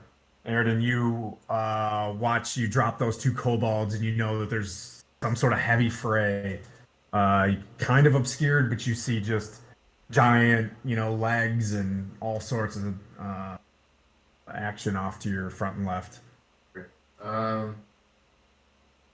think 30 feet should get me close to the ogre. Okay. So I'm gonna move 30 feet. Yeah, so you can definitely get within melee of the ogre. Kind of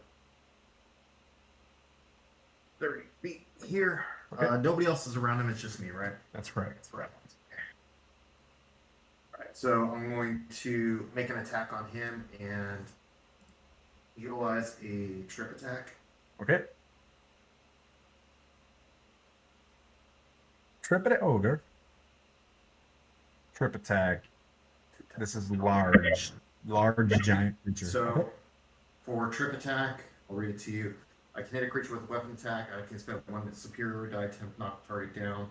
And if the target, you add a superior die to the attack's damage roll, and if the target is large or smaller, it must make a strength saving throw. Okay. So large is literally my upper. Yay. Strength saving throw. Yep. It'd be, well, I have to see if it hits first, so. Yeah, it's a natural 22, so. Do you do? Oh, that's a hit. You It's a just hit, crit? It's a natural 20 crit, so. Okay. Do you do roll twice, or how do you work your Full in again. So full in proficiency and So it would have been with my hand axe. Okay. So that's a 1d6, so 6, plus proficiency 8, plus that. 8 damage, plus I gotta dump a superiority die to it. The first crit of the day. D8. So that's another 7 to it. Hope you're keeping track. So that's 6, 7, 8, 9, 10, 11, 12, 13, 14, 15.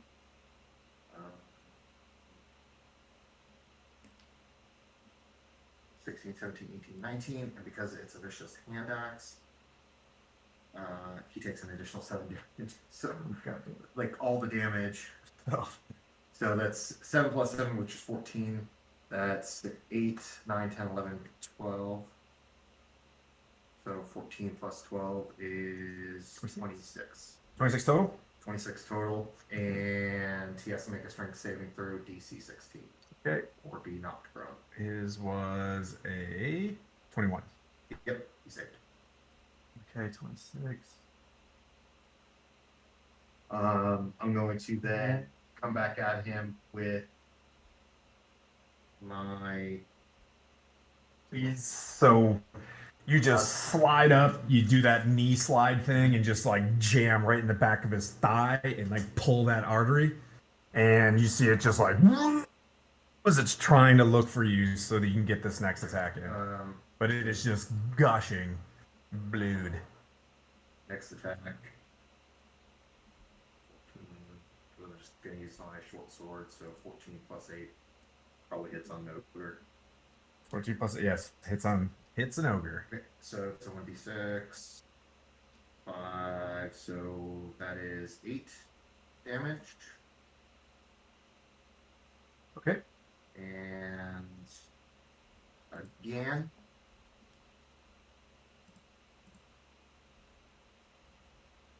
New, that's a 3 plus 8, so 8. Nope. So.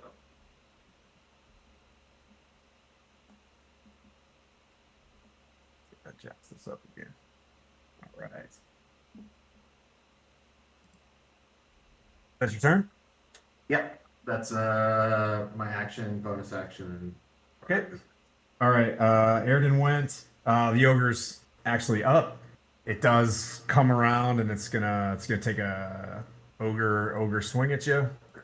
It's got this gigantic like club with hair and scalp kind of hanging off it in a very macabre looking fashion. Its great club does. Falling under the other scores. It always does that. It just like hides underneath the. Oh yeah, the underroll. Yeah. An 11. So no. Misses. Yeah, it takes a big giant swing with its one melee attack and misses. Yeah, so you horribly. just kind of see like with the short sword, I block it with a smile coming across my face, kind of getting ready to Okay. either make the next attack or move forward. Actually, it take? Um, Yeah, don't you based get? off what I can see, is he like? Does he look like he's hurting? Yeah, very badly.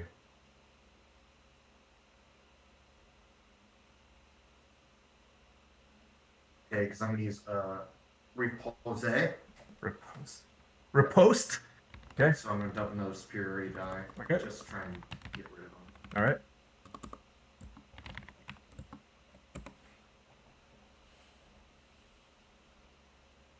Riposte is a reaction to a mist. Yeah. He missed. So Buddy. it's when a creature misses you with melee attack, you can use your Yeah, reaction. no, sorry, maybe I missed something. I thought this was your turn. Sorry. Yeah, no worries. Yeah, and I biffed that one too. It's a 3 + 8, so. What was the score? 11. So yeah. Hit. 8, 9, 10, 11. Yeah, yeah. Hit. It's a hit. Okay. You want?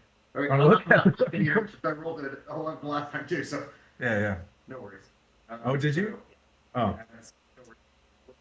it'll all work out. Back to attack damage You roll. got 12. So It was had some cover behind a tree that appeared for a second. okay, no worries. No worries. So that's 5, 6, 7 slashing. Okay.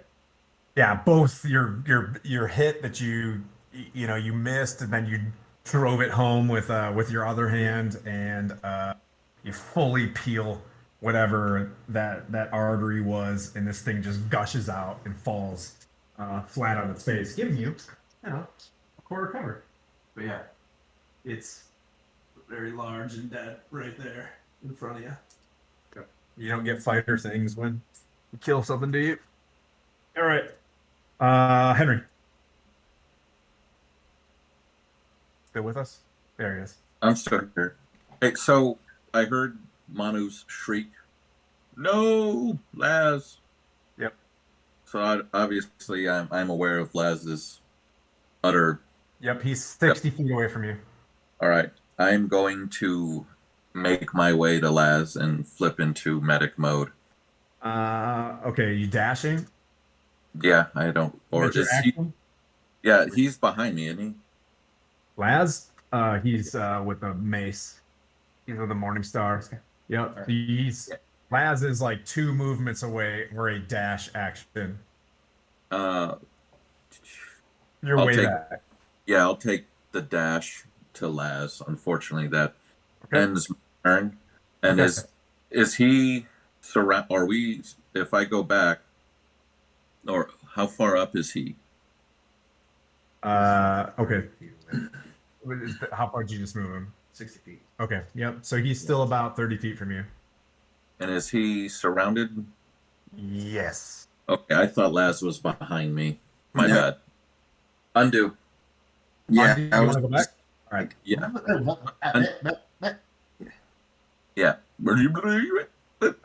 I was waiting. Put- I was going to be like, you I probably really want to give you inspiration for really. I mean, I voices. really appreciate the intent, but it's like, yeah, You've got, knowing that you technically don't have 3 death saving throws, I can stabilize you as soon as I get to you. If you could put me just behind the team meat shield, then. And where is Cliff in reference to the meat shield? Cliff's behind you, I believe, behind the cart. That's his mini with the cape.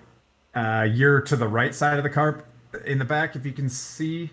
So you're about 30 feet from Foz. So if you got up there with Foz, you could get behind him.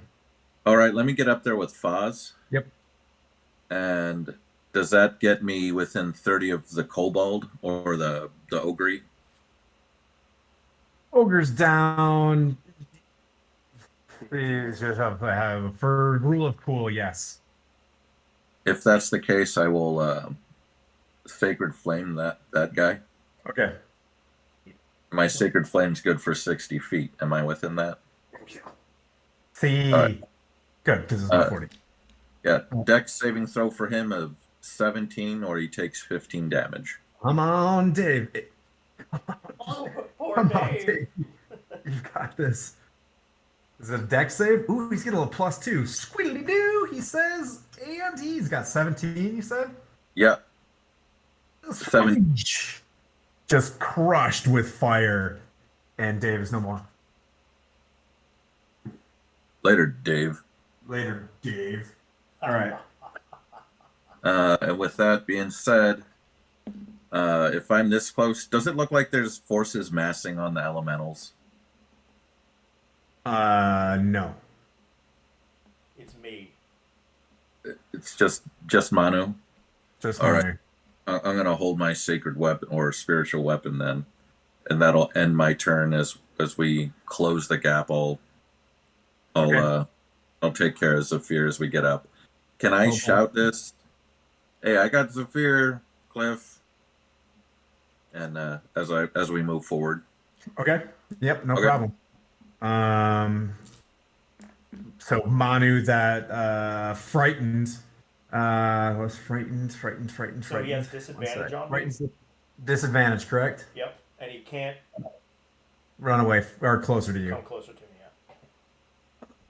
yeah. And I did reckless attack before, so a disadvantage would just be a regular attack for him. All right, cool. He can reach. He's gonna make a terribly scared attack. Well, the other one's gonna come over as well. It's gonna barrel down some trees. It's gonna just knock things over with its shoulders in giant fashion. Everything over. You're kind of getting surrounded. The first one's gonna reach out to you because you were in melee with him, right? Yes. Yep. All right. Okay, so the first one's gonna make its first two attacks. With its great sword. The first one is a 28 to hit. Yeah, that hits. And the second one is going to be 14 is not a hit. So it takes its massive great sword on its first swing. It does like a horizontal swing. It's to set up for another one, does 28 slashing damage on you. And the other one's going to key off that. You can see it's like terrified. It doesn't really even want to look at you. It swings for a 17. And that's a miss, I believe, correct? 17? That's a miss. Yep. So it's it wasn't really paying attention, and then kind of opens up its eyes, comes straight down with a 30 to hit. Yeah, that hits. Which one is it? The one that's frightened is attacking. And that's 38 money. 38 slashing damage. I believe that's half too, right? Because you're Yep. Are you raging? Yeah. Okay. Are you having all this stuff? Yeah, I've got it. Okay, thanks, brother. As a reaction, the frightened guy is going to take 2 piercing damage from my shell. Damn you, Michelle! All right. Yeah. So, come on. So, Joke times. did that creature have disadvantage on its attacks? It's yeah, he did reckless. Oh, the thing did reckless? So Monitor did reckless, did. yeah. no. Frightened creature has disadvantage on ability checks, attack rolls while the source of its is within line of sight. So since Mono is within line of sight, it has disadvantage. Even though reckless? I think that's what he was Well, trying to say, and I so went with it. reckless That's attack, fine. he gets So there's advantage. a roll. Yeah, it was a basic roll. Okay. Yep. Yeah. That's what I was telling him. Okay. Let's see. The ogre is deed. Okay, Manu, you're up. As the those hits come down on me, I just pump my my storm aura again. So Okay. everything takes 4 fire damage within 20 feet. Okay, everything takes 4. Got it. And then Bugbears. Okay. old frightened guy, I'm just gonna continue wailing on him. Okay. So that is a 25 to hit. Reckless Hit. attack. That's Okay. the first one, and then the second one is going to be 30 to hit, 31 to hit. Hit. It's a hit. Uh, Are you using your Rod of Lordly Might? I am, yes. Okay. /X. Okay. Yes. So that's 14 plus 16 is 30 plus 6, 36. slashing. Okay. All right.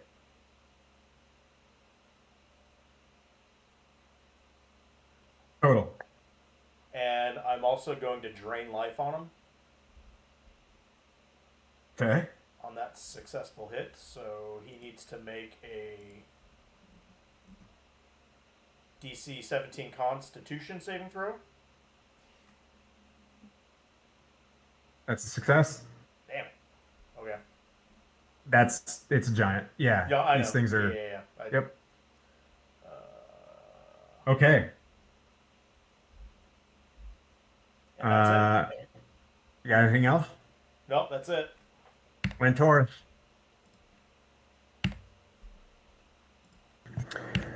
Alrighty. Oh, I thought we'd have Connor by now. He's out playing in a field. I think his ISB is. All right, so from where I'm at, that closest giant to my front left, Okay. the one with his back to me, it looks like. I'm gonna focus him. Okay. Do I want to do that? Yes. This is only the third round. Yeah. Big party. So I know before he was within 100 feet of me, Okay. but I need him to be within 60 feet. So if I need to move my character up more towards where Henry and everyone's at, Yeah, you slide get up there. full power a little bit, and you. Yeah, and I'm gonna Yep.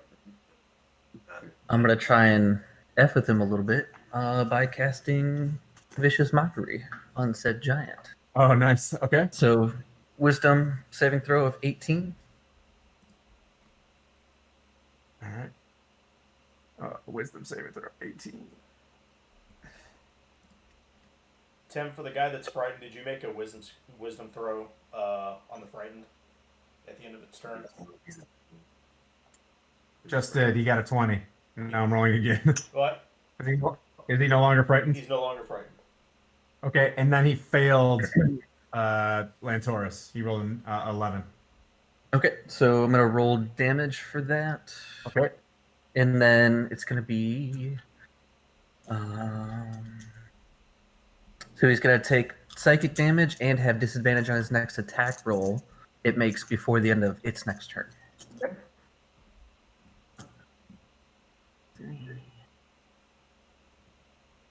So it'll be 10 psychic damage. Okay. Yep, 10 psychic damage. You can see he's looking in pretty bad shape.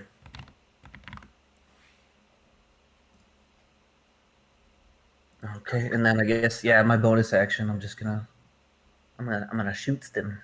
Okay.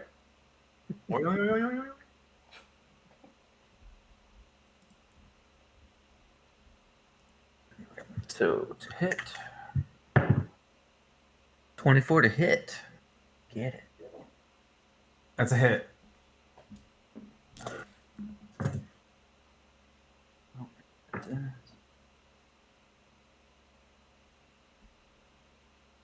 $17 piercing and knockback 5. And then if he's in range of anybody, it would give them a opportunity attack. Yes. You get an opportunity attack. Good job, my Taurus. Thank you. And that will actually end my turn. So whoever's after me after that. Manu, you get an opportunity attack. 22 to hit. 22 to hit. I think you're beat. Hit. Ooh, that's max damage. So,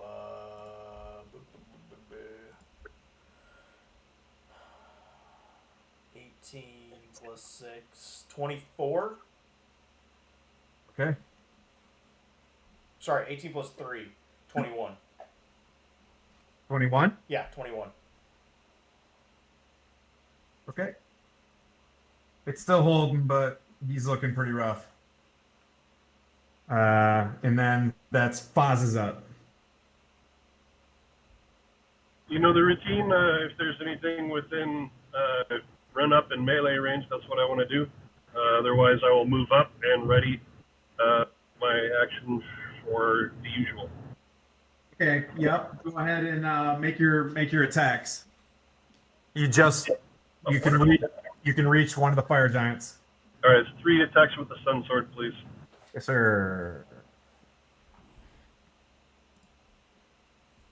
I'm assuming one-handed. Oh yes. Okay. Wait, whoops. I did the wrong thing. That's a hit.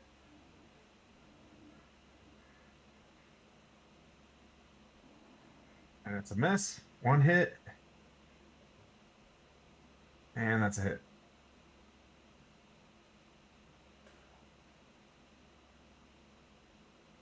$18 and 18. Okay, so Foz, you run up this thing just got knocked back. It's hacking and slashing.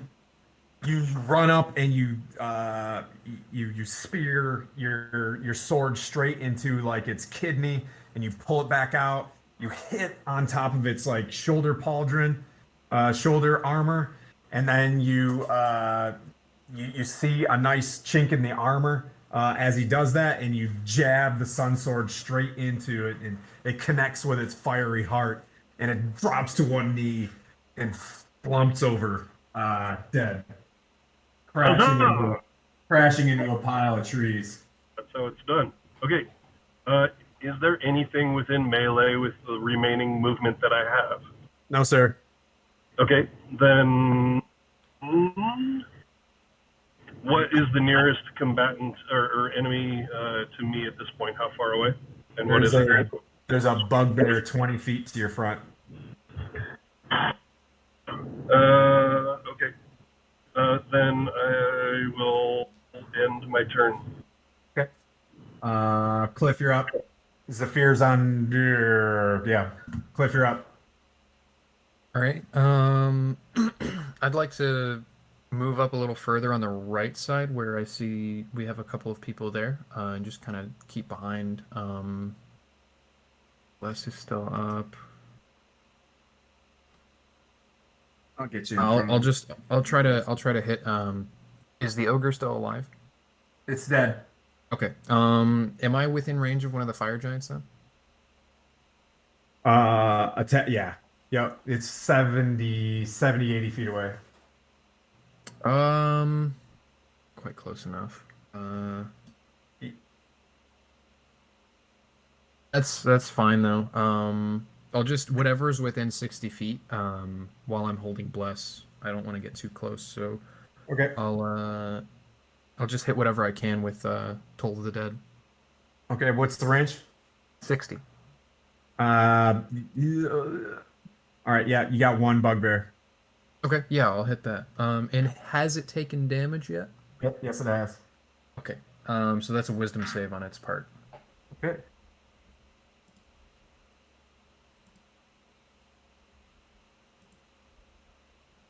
Ooh, almost gave you fire giant wisdom.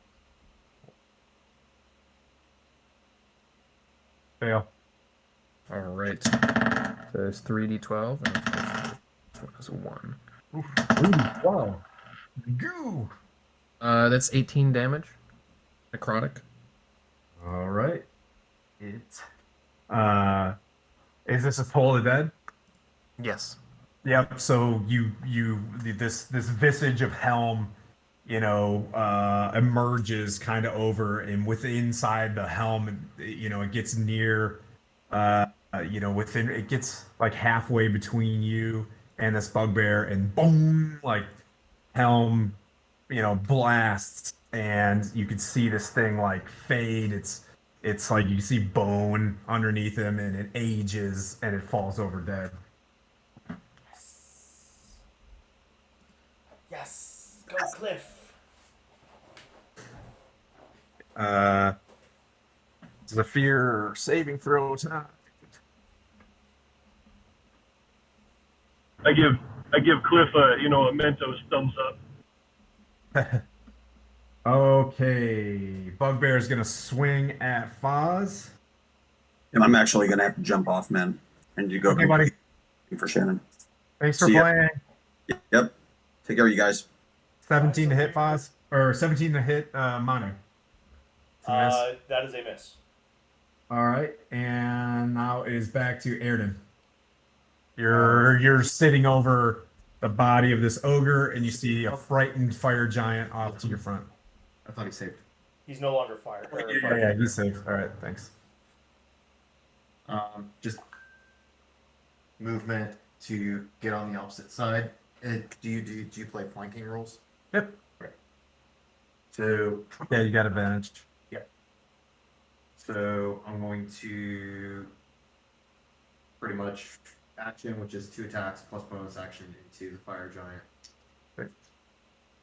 17 plus numbers, so 8. So yeah, that's it. 17.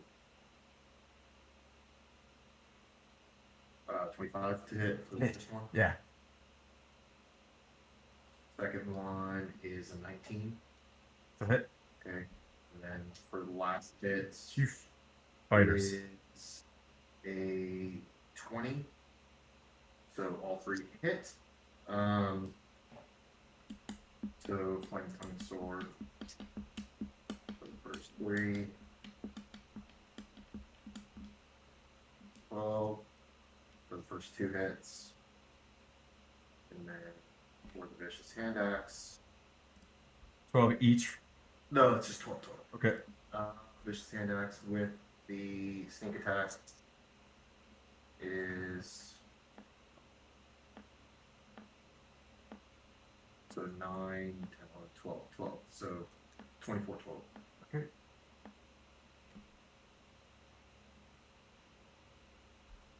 Okay. You come up from behind it and you start like smashing with the axe and sword on him, doing pretty solid damage, but he's looking, he's still in the fight, but he's got some pretty decent scars on him.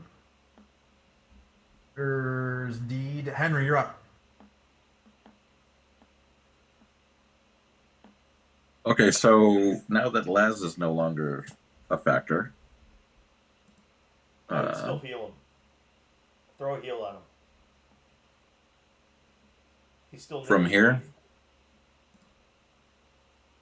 Yeah, but if he's down right now, he's not going to continue to get I'm attacked. going to NPC him. I'll play with him for the rest of the round. Okay, so if he's down right now, and if the rest of the team, have we advanced to melee range of everybody?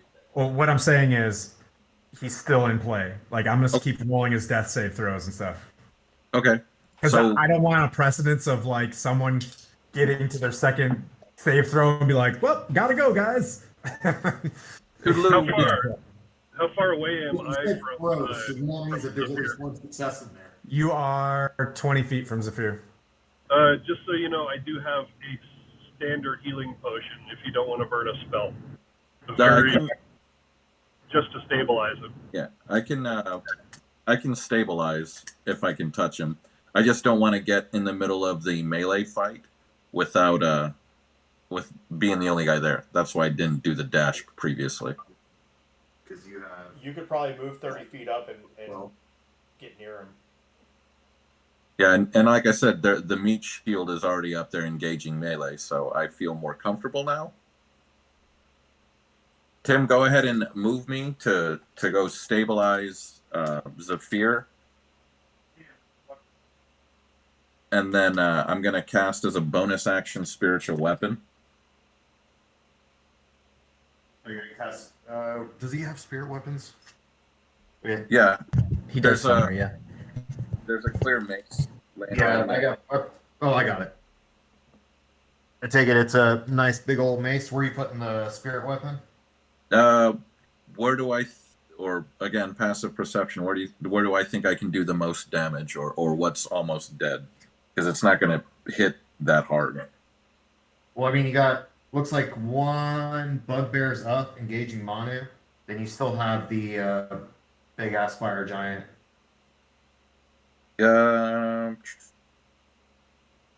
Let's put him by the bugbear. Great. On the other side of the bugbear. And then Yeah. just kind of describing the field to you. So it looks like there's a off to your left hand side, fire giant dead. In front of you is a down bugbear. Beyond him, by another body length, is I believe it's Laz. Yep. Who's down. It's kind of like on the opposite side of the bugbear that you just dropped the spiritual weapon behind. Okay. So 25 to hit with the spiritual weapon. Okay. The hit On bugbear. Bugbear. Correct. For a whopping 6 damage. Okay. Take that. Bugbear though. Okay. Okay. Spiritual weapon, you said? See. Yeah, and you're within like 5-ish feet. I already put it. Okay. You're within 5-ish feet of Laz right now too. So Okay. Well, my intention was to go lay hands on him. do you And, have to move through dead bodies or? Yeah, it's I fine. gotta touch him. I gotta, to spare the dying, I have to touch him. He's gonna get an opportunity attack from a bugbear though. Yeah, because you're gonna cross through a bugbear's melee range as it's engaging Manu. So like you guys are kind of like right on top of each other. And it does hit, I think. 23 to hit? Yeah, that's a hit. That's a hit.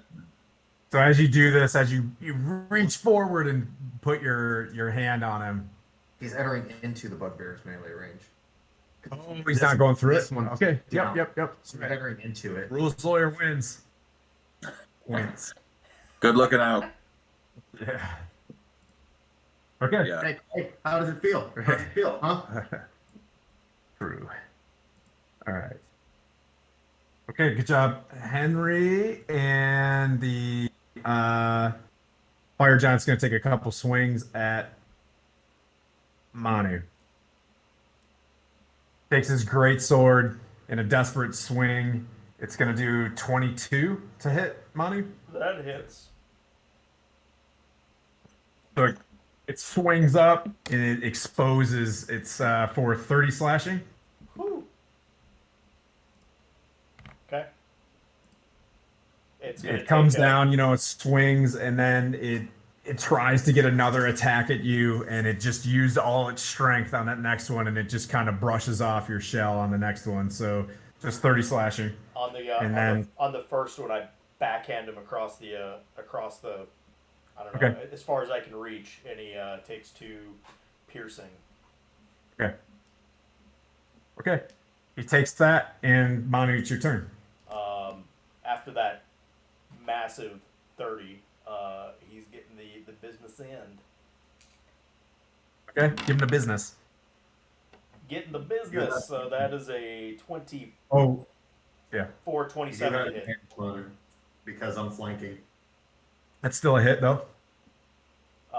Okay, so that first one is going to be a 7, 15, 18 slashing. Okay. And then with my other Over hand, your next one. I'm going to grab one of the antlers on Manu's gore and just Okay, slam it in his face.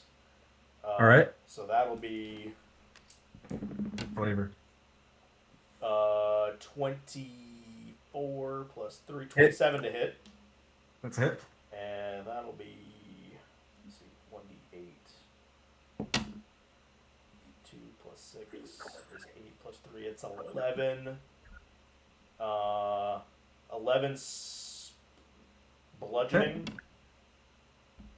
Okay. And 2 cold damage. Okay. And then I put Monty's gore back on my head. Okay, still kicking, but he's looking really rough. Oh, Taurus. And, you got more? And last thing, reactivate my storm aura. Everything within 20 feet takes 4 fire. Oh, okay. And you can tell that he's immune to that. Yeah. Fire giant, fire dance. Yeah, I figured that. That makes sense. All right. Taurus, you're up. No, you're good. Dan, you with us? Yep, sorry, I was muted. My bad. All about trying new things, right? All right, so as long as the fire giant is within 60 feet of me, um,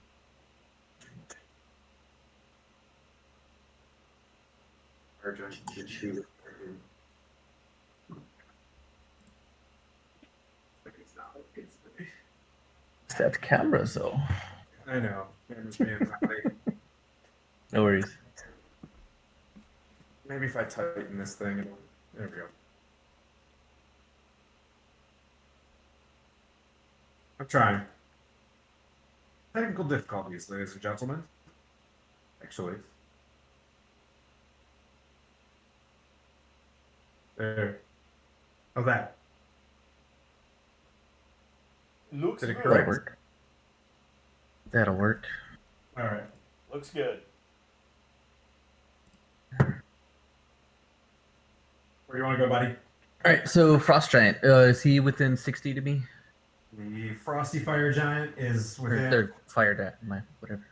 He's within 60. All right, so if he's within 60, I'm going to actually try to do Ray of Frost. So it's going to be 21 to hit. It's a hit. Get some rolling.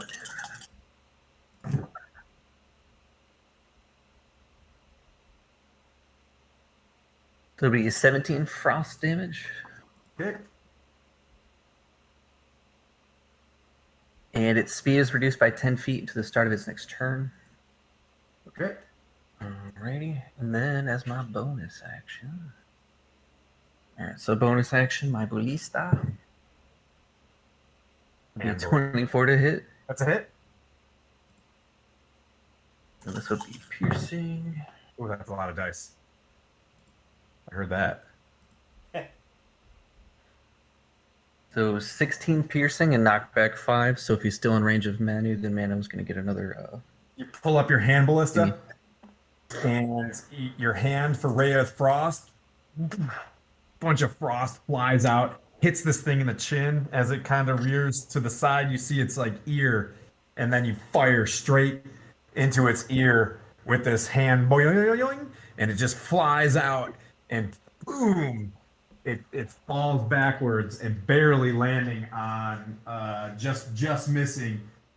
Manu, you can see behind this fire giant is Airden. Like, you didn't see him back there, but you did have a buddy. You were wondering why you're doing such good damage as the fire giant falls. Boz, there is one bugbear remaining. Or a Zephyr. But you're up. Yeah, I'm gonna go and Oh, wait, Lantoris, do you want to move? No, I'm good where I'm at. Thanks. Okay, sorry, Boz, go. I'm gonna go ahead and move to Zephyr and give him that potion. Okay. And I'll take whatever hits the bugbear ever wants to give me. You're just in its melee, so you're fine. And Cliff, you're up. All right. If there's anything New York has taught me, it's just to keep tolling. So I will attempt to move to the closest, or move within range of the closest enemy and hit it with Toll the Dead again. Okay, go for it. That's a wisdom save on your part, but Yep. just whichever one is harmed. All right. Yep. It's harmed. If I can move to attack one of the leftover fire giants, if they're still alive. There's no fire giant. It's just one bugbear. He's harmed and he failed his wisdom check. As the helm appears, this great helm appears above him. That's 23 damage. Boom! You can see its face and its like fur flatten as it's kind of standing on end while it's fighting. His fur flattens. You see it like age, fiercely and just like wither and fall dead as a silence goes over the battlefield, and you can kind of see that there's no current threat to the party at this time. So you guys are free to move. You guys are out of combat. As the battlefield comes quiet, I'm still just reeling, just like heavy breathing, raging, and come down and do a perception check around me, and that's a nat 20. Okay. You realize that you've moved about 2 miles, and you've probably got about 3 miles to the top of the hill. Okay, I'm gonna turn back to the owl bear and the cart and kind of have them signal to them to move forward. Okay, 1 second.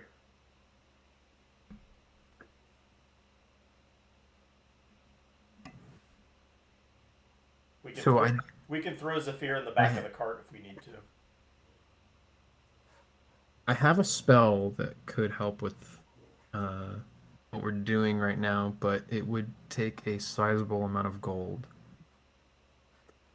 It's planar ally, so I could try to get Helm to send us like a really strong like celestial to How help long- us fight. How long does that take?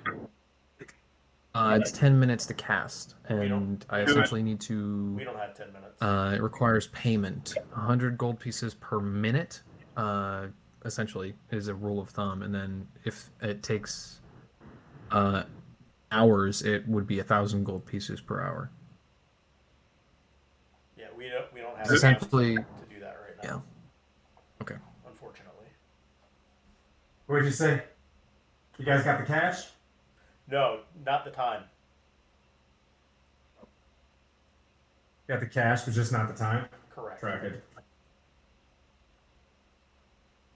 Hey Tim, would I be able to kind of start looking through the bodies and everything else to try and be able to ascertain like why these fire giants actually had all these creatures working for them, and what's the correlation between this and like eventually going up and like the possibility of that dragon that we saw?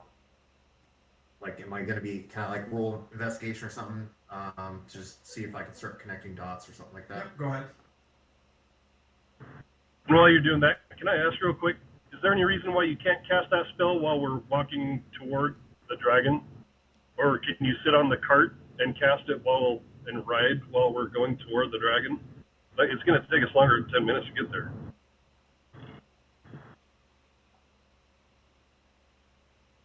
For one, the sad thing is my passive investigation is 19. I'll say that you know that fire giants, if this was an ancient red dragon, and with the I'll answer you, Foz, in 1 second. So you know that they do have, when they're building a lair, they're doing things like that, certain creatures from the fire elemental plane can appear. You're not exactly sure why. I mean, the party kind of knows, that there's some sort of, well, the party knows, but you're not, it doesn't make much sense. That tips are touching, but Yeah, but you're assuming that this is a red dragon of this size. It's got people, you know what I mean, and it's moving with this. It probably influenced. There's a lot of baddies that are kind of appearing in Faerun because of the Drakhorn and the vacuum of security, because all the armies are moving to the south. Mhm. Most of these monsters are kind of appearing. You did notice those are 3 red kobolds. Those are probably working with, like, you know what I mean, red dragons, and they just probably picked up those bugbears because they were like, yeah, I guess I'll work for you right now.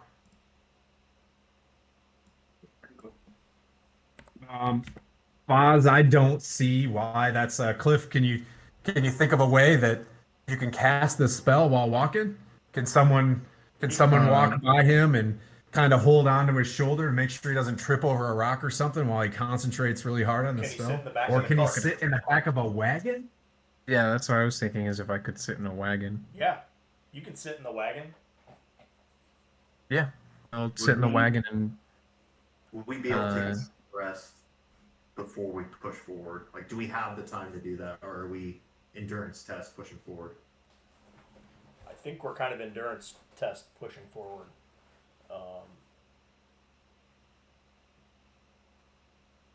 So how long will it be until we get to supposedly where the dragon is, or where What'd you we're say? going to start seeing We've gone animals about again? 2 miles, Tim, you said?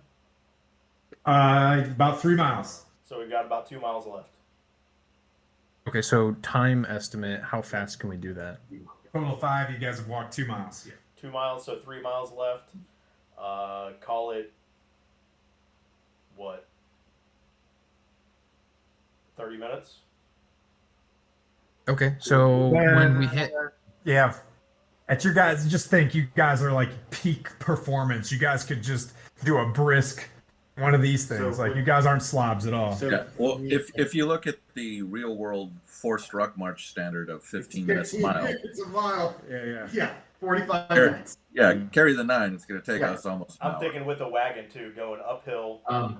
Because the only thing I would suggest, like, people who need to take short rests, throw them into the cart while the guys you probably have to deal with the owlbear pecking at you unless Manu's willing to kind of coerce it with. I'll walk with whatever.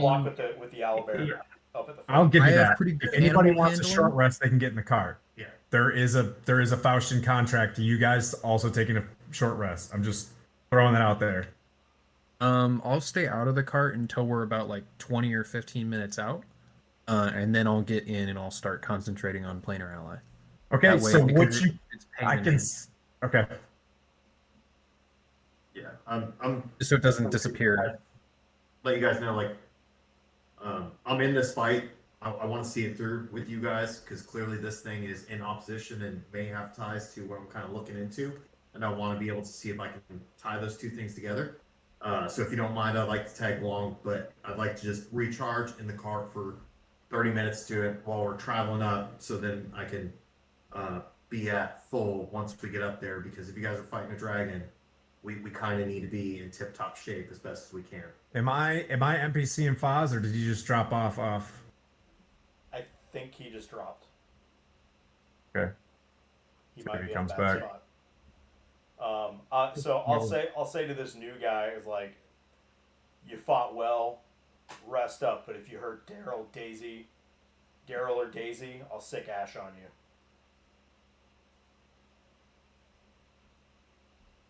And mind you, Daryl and Daisy are oxen with great helms on. They're staples to the party. Okay. All right. You guys are gonna press ahead. Let me clear this. If anybody needs to use a restroom or whatever, this would be a good time for like 2-3 minutes. And then what I'd say is, if you guys can hang out 45 to an hour more, it's pretty decent scenario. Okay, cool. All right, so if anybody wants to take like a 5-minute rest, if Skylar, you want to do the rest thing, and then I'll clear this up a little bit and get your order of march going. Okay.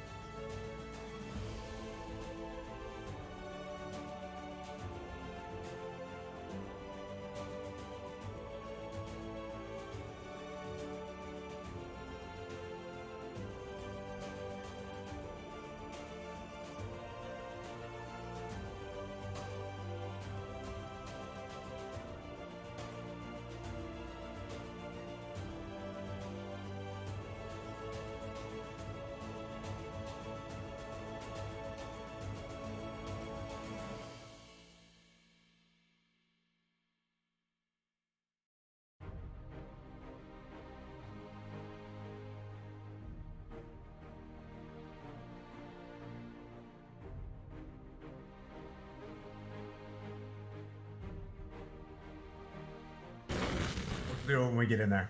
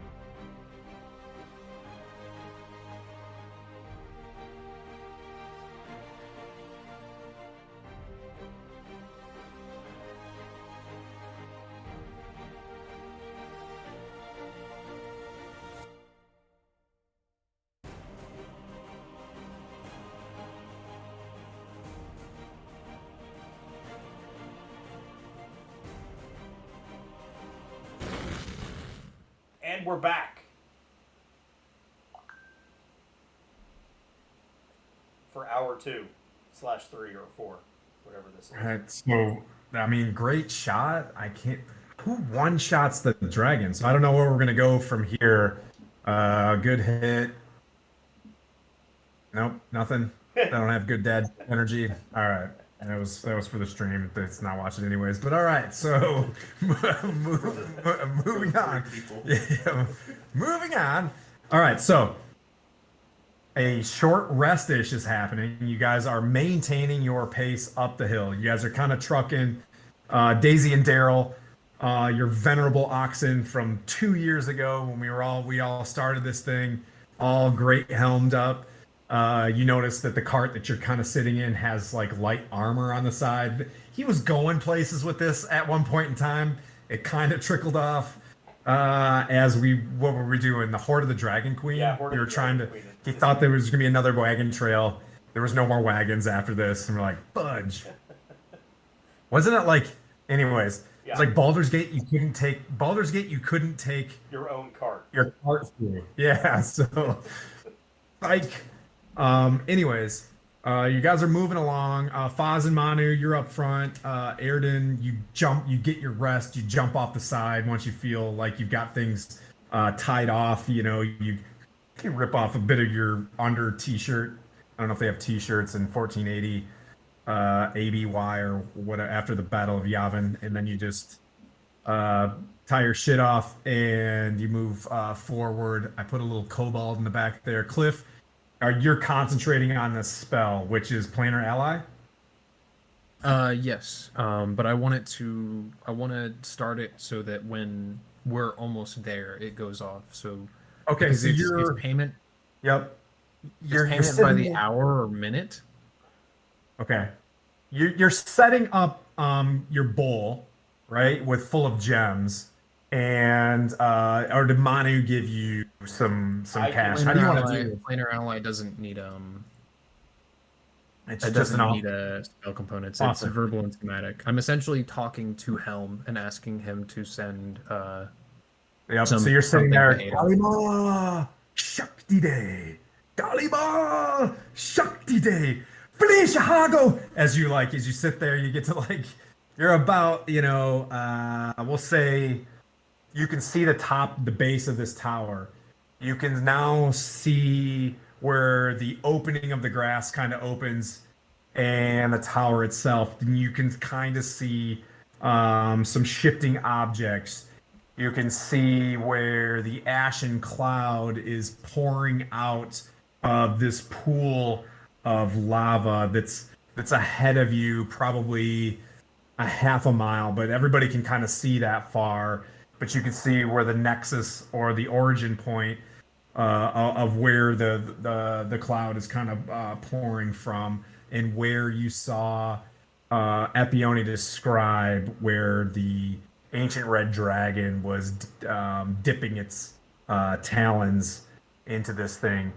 You're about half a mile up, and you do see inside the trees where there's a bit of a grape row of where Sildar was building the vineyard. You can see ahead of you the clearing to the Wizard's Tower. You're at this point where you're building up your spell. Okay, so the energy is starting to grow, and this is planar ally. Is this celestial ally? It's not summon celestial. It's essentially it's your choice what creature it is based on what you think Helm would send us. I got you. Thank you. I've been waiting for this. All right, so you guys start seeing it's kind of distracting, but it's kind of cool. You guys are looking in the back of this, the ox cart gets kind of growing. You see radiant aura around Cliff as he's really diving into this thing, and he's it's definitely not a no Namshibai. He's like Galima Shakti Day. Like banging my horn. Feliciago, and he just, all of a sudden, like this big helmet, and turns into this full plate mailed visage. It doesn't appear that there's like eyes or anything in there. It's just more of a channeling of magic as you see this visage of radiant energy of this full plate mailed individual. And as it kind of looks down, it extends its large gauntlet hands. It opens up into, you may have this will appear in front of Manu. This rainbow colored, it appears to be, like one of a Chinese type dragon. It's called, well, you're not exactly sure what this thing can do, but it's got these rainbow angelic wings, and it kind of sits there in front of you, and it makes eye contact with you, and you can understand it telepathically that it's kind of speaking in a celestial language to you. Can you see it on the map? All right. I don't know if that image is going. I don't know how. It's really It's kinda- small. Oops. If there was a way to get a close up on it, but the long camera, is that on a computer or is that a camera? It's on the iPad. Oh, don't worry But about we can raise it up to you a little bit closer. That's cool.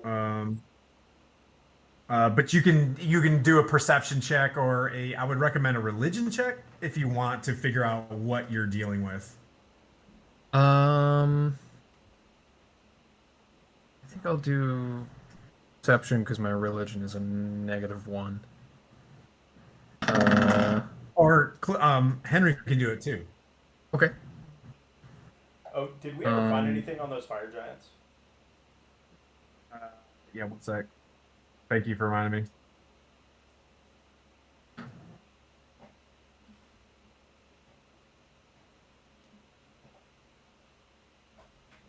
I was just gonna root through the pockets.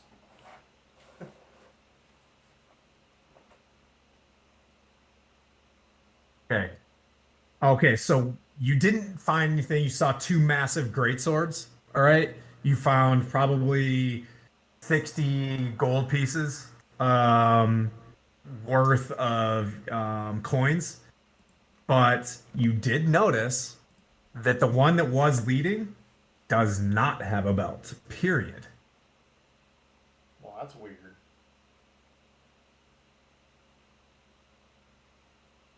Tim, for me, is a natural 20 on an insight check. You are like, that is a Kuatol. That is a celestial. And it's very intelligent, very wise. And it looks at you as you decide what it is, and it's just like, "Hi, Henry." For as massive it is, and kind of terrifying, and the fact that it does kind of appear like a dragon, it does have kind of a sweet voice. It's like, "Hi, Henry. I guess you guys need some help." And he looks over, he's like, "Cliff, I'm here for you, sir." Yeah. We're in a little bit of a bad spot here, and I was hoping He kind of could send us. flexes his wings a little bit, and he's like, first day on the job. Let's do this. What are we getting? What is this? An ancient red dragon. Roger. Okay. Oof. How can I help you? Any help in combat helping us? As you can see, I'm a little roughed up. Some of our party members are a little roughed up. Basically, any aid you can give us. He's like, well, I can heal somebody. Anybody want some healing? It's like, I only have a few spells, though, a day. Well, myself, but I'd rather you take care of my friends first. I just raised my hand. Well, would I understand that? The speaking? Yeah, he's speaking common. Okay, I just raised my hand. Okay. Okay. I'll take a hand. He walks up to Manu. He's like, does everybody need a heal? He's like, sure. Would you like me to? He's like, I can give 3 healing spells if you guys would like. Yeah, a number of us could use it.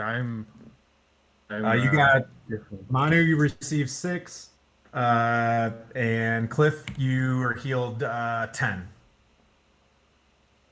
And he's got 1 more. Does anybody else need a heal? But he's like, but that'll be pretty much it for my heals. Kind of disappointing. He does look really scary, and he does have my voice.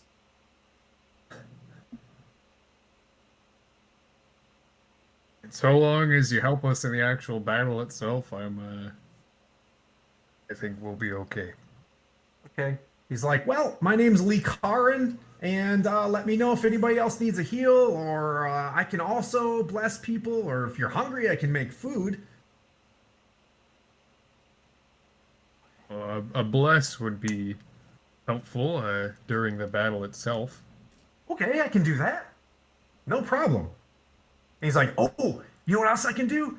He's like, if anybody gets hurt real bad, I can like bring you back with greater restoration if you're familiar with that, and I can also scry if you want to. But I can only do those things once a day. And he's like, and he stops for a second. He's like, how? He's like, oh, we're really close to him. I've got a bad feeling up ahead. I'd like to do a perception check at that point. He's like, I can do a perception check too. Would you like me to help? Yes, please. But that's a 21 for me. He's like, wow, a 21. Is a 28 good? Better than mine. Yeah. He's like, I sense a lot of different planes of energy up front, not just fire. That's interesting. We need to be careful. I'm sick of this voice already, but I'm gonna keep writing it out. Tim the Coatl. You don't seem to know this group. We're not careful about anything. Okay. He's like, I can fly, but I don't know if I can see anything because the clouds are real close. He's like, should I keep my voice down? Yeah, I'm gonna keep my voice down. Yeah, keep it up. We're not, like I said, we're not careful. And at this point, you guys are about like a half a mile out, and you guys kind of trucking. You're within like, we'll say you're within about 500 meters of this location.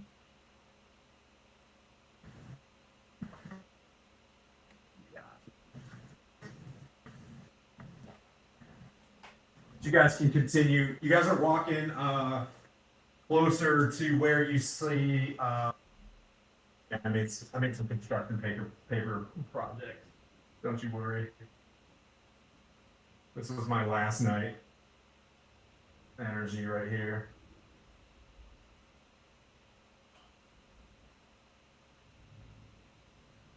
I'll make fun.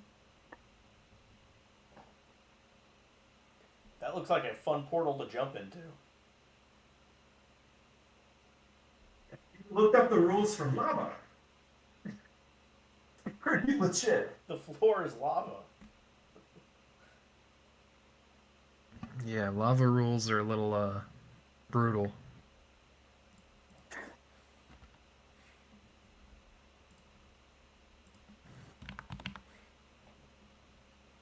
Maybe could have used. What? Hellscape. Hellscape? I know. And I just did this last night. Like I understand. You're a great friend. I'm just not. I'm trying. Stay with me on this, okay? I did a whole War College paper last night. All right. So, you guys begin to walk up to this area. You get within about 300 feet of it, okay? You're still in the tree line, and you see there's a lot of busy things going on. as you guys walk up, it's like a cutscene, and you see uh, the ancient red dragon. Uh, hold, hold. Nope, we're good. You can kind of sense that in the clouds, it is. It's above. It's hovering somewhere in the clouds, and it's preparing to potentially land. You hear some voices in Draconic. Does anybody speak Draconic? Okay. You do hear some muttering of some orders kind of going. What's that? You do as well? I might. Let me double check. Either way, muttering, keep going. I don't Lynch speak it, Burst but does I too. understand it. But you see some activity, right? You see this pond that was described by Epionian. It's very clear to you that you see it off to the left. Actually, kind of doesn't look too bad on camera. Okay. Anyways, uh, ugh, I'm not an artist. So you hear some like deep like growling and things above you. You start to feel a little bit uneasy as you move forward. As you get forward, you do notice that the dragon above you is just like it's like it's time to return to the village. And the fire elementals start like beginning to pour out of the what it may or may not be a portal on the lava, which is on the left or right hand side of the screen, which is clearly the lava side. The dragon lands on the ground, and you see its mass, and it's in between, which looks like this weird rocky fissure and lava, and it begins to assess like both sides of the location. It grabs its chest, and it appears to grab a necklace when it looks off to its right, and you see this bellowing like in the center of this grass. You see this bellowing, bubbling, blackish smoke with like ash and wind and like dust, like a dust devil also kind of appearing. And then outside of that, almost like in a very martial procession, you see like red kobolds like walking out of this thing. And then there's a couple winged kobolds. And then you see like two like red dragonborns in like full plate mail come out of the same smoky mass. Behind them, this fiendish looking beast with large wings. It's very albino in color. Steps out of this and then steps off to the left and like looks into the cloud, like preparing, for something very important to walk out of this cloud. The the red dragon kind of takes a step back, looks at this cloud. This massive creature kind of comes out of this. It's just bone, and it's got this weird, predator, not predator, but alien looking, maw, but it's all bone, like a toothy maw, and it's got like plate mail, and it's holding this large pole arm. Steps forward, it lifts the pole arm, it puts it like to its chest, and it extends its right arm out from the smoke. As the smoke kind of like peers across, you see this like decrepit left hand exit the fog or the smoke. Then a plate mailed black chest comes out with a red dragon. It's a red dragonborn, very tall comparatively to the other dragonborns. Its horns swept back. It steps forward.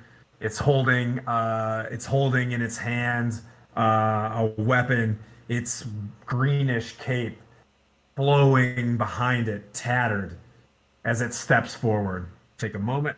I'll make this little scene for you.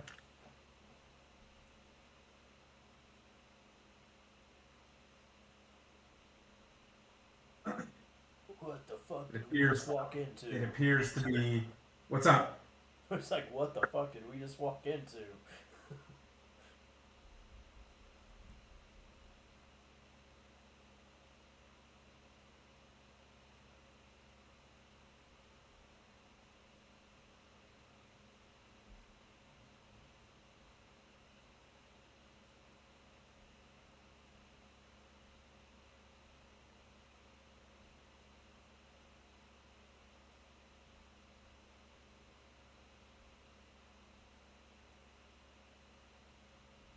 Sorry, winged guy.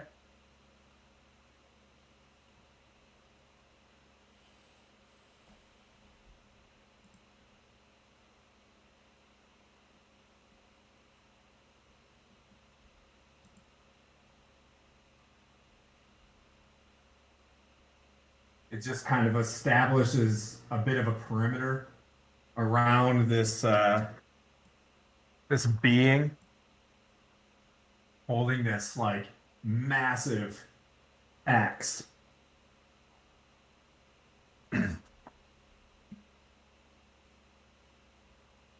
momento, por favor.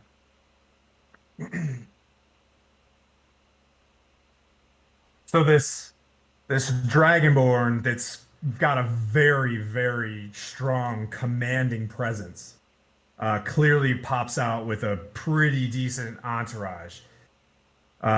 Steps forward very ominously through this puffing cloud that just kind of dissipates, and it is now gone. All right, so that whatever, if there was a portal, if there was something that was there, it is now gone. It looks over. It's not paying any attention to you guys. You're probably like 200 feet away. You hear, "My lord, you are required. Make haste to the well." It looks up at the dragon, like it's in some sort of like it's perceiving something, and then the dragon looks down upon it. "What is the meaning of this?" And the entity that's coming from the cloud with the green cape, "The Drakhorn calls. It calls all." As it's sitting there, the dragon, and you guys feel it well. You feel this pulse at the same time as that sickening tremor from the Drakhorn. Where you see the dust kind of rise and sit for a second, the animals go feral, and this massive ancient red dragon takes a moment, and it makes this look like it's feeling out for the Drakhorn, which is kind of interesting to you because you haven't noticed this. It's almost like it's just feeling it for the first time, and it's just like takes this breath in, which it feels fantastic. It's just like, I feel it. And then it looks at this this red dragonborn. He's like, "I know not who you are." It looks over at this fissure off to its left and begins to step its paws into this fissure and looks over its shoulder.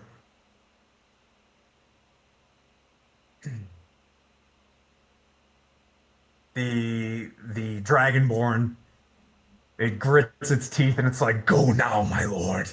Go to the well. It calls to you. Time is running out."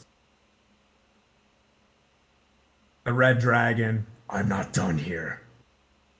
I will be back here shortly when my time is done. I will be back momentarily."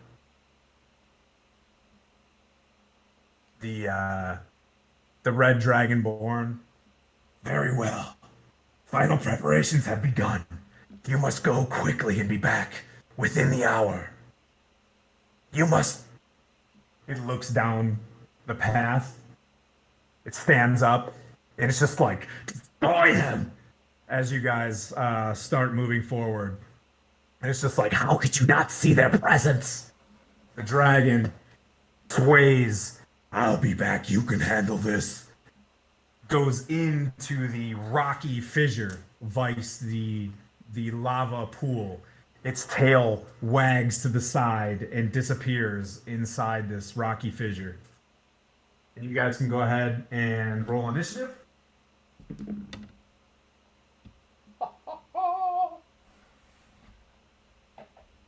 That's nice.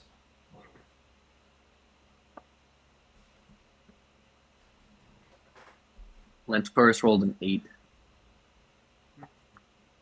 Hey, one sec. I wish I had like phase 2 is awesome, like music. We don't have 25-20. 23. Manu. 23. 20-15.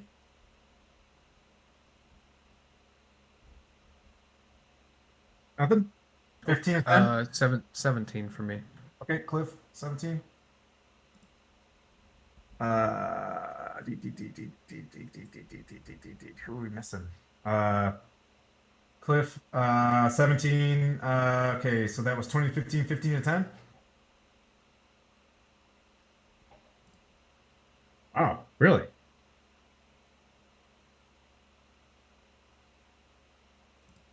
All right.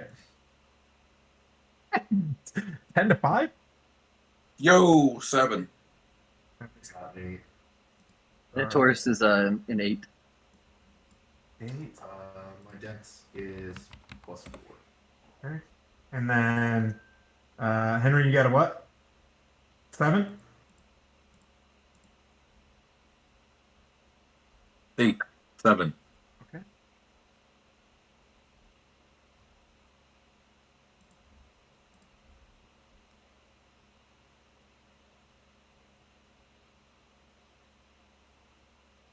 Okay. Mine. As you see this, like, destroy them, as it like it points like its battle axe in your direction. You see, like, instinctively, you've seen like henchmen, kobolds, and goblins. They turn their head like these things are like it's a professional band of whatever's these guys are. So under my breath, so you see me pull off Manu's gore off my head, Monoscore goes, ooh. All right, go ahead. and I just bring the rod of lordly might, and I just look inward and I go, Master, what is thy bidding? Reaching out to Passacor. Hmm.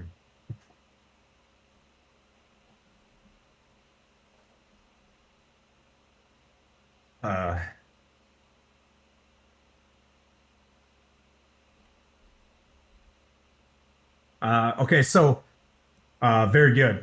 So as you hear this, you kind of close your eyes, or you focus on your eldritch powers, and you hear like always seize these opportunities.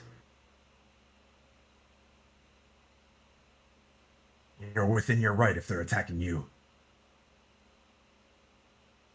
That's all I needed to hear. My head comes up, Manu's gore back on, and I charge forward. Okay. What's your distance? What's your travel? I can go 40 Okay. without a dash.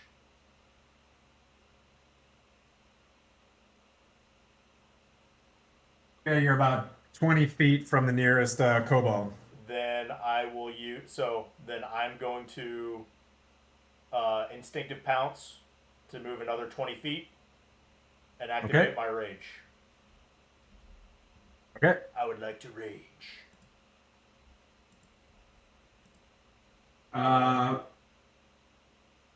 You can hit one of these You can pick. Can you see? If there's something bigger than a kobold, I'd like to hit something bigger than a kobold. Okay, fun. Yep, you're gonna go after what appears to be some sort of fiendish enemy. Then I am going to, swing at it with Lordly Might. Okay. That is a 30 to hit. Swing 1. Okay. And 19 to hit on the second one.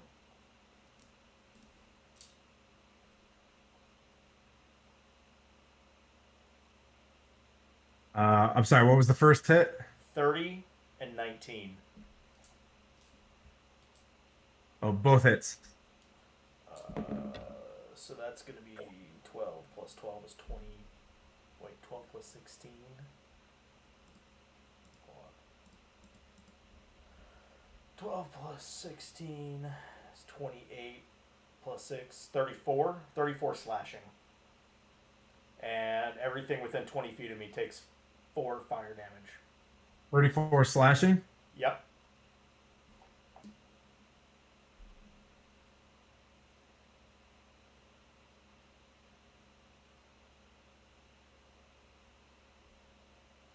Okay.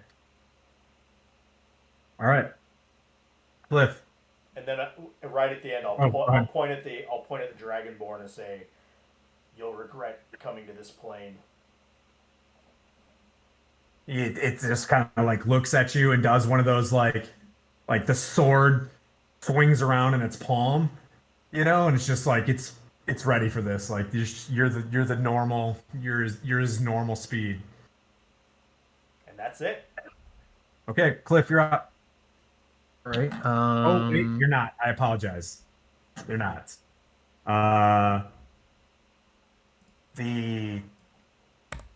The red dragonborn with the dead-looking hand looks over at Manu as with its other hand it starts to raise what appears to be some sort of opening behind it.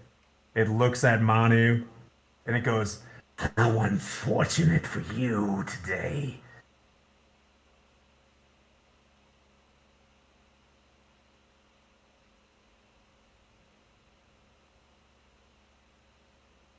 Make a Constitution saving throw, buddy.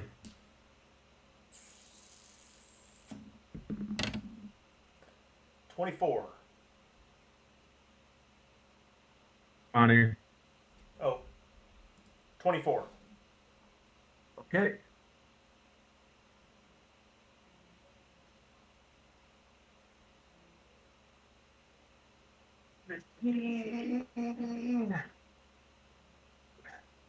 Three.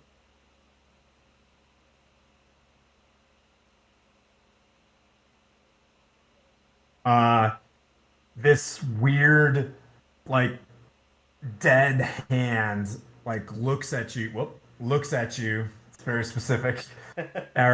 Is extended to you as it like crackles and like this white pulse and a stream of like white mist just comes flowing at you, very ghostly, as it hits you for 29 necrotic damage, and you just feel like like years of your life have just been taken off you. You feel like your skin just like becomes wrinkled and pale in just your like upper left pec area.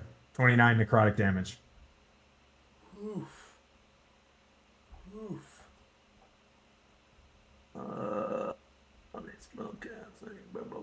And then as you see this happening with its other hand, it begins to commence casting some sort of other visual somatic kind of spell.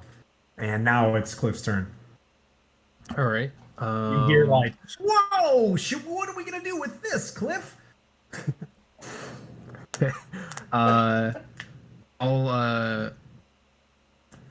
How close are all of these people over like next to Manu? Is Manu just at the like edge of that group? Yeah, he's at the edge, getting ready to hit him. I moved Okay. 60 feet. I'll go ahead and drop Insect Plague, which is a 300-foot range. Okay. It's a 20-foot radius sphere. I'll just do that so that it just barely is like right in front of Manu's face, where those people are, so that it Okay. doesn't hit him. But it Okay. hits all of them. It's a 20-foot sphere. Mhm. You are Insect Plague. Okay. And that's a con save on their parts, or they take 4d10 piercing. Yeah, it's on him. Okay.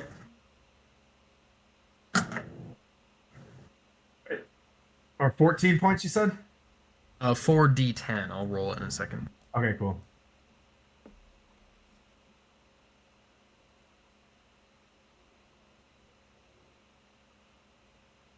That is a 15 piercing damage.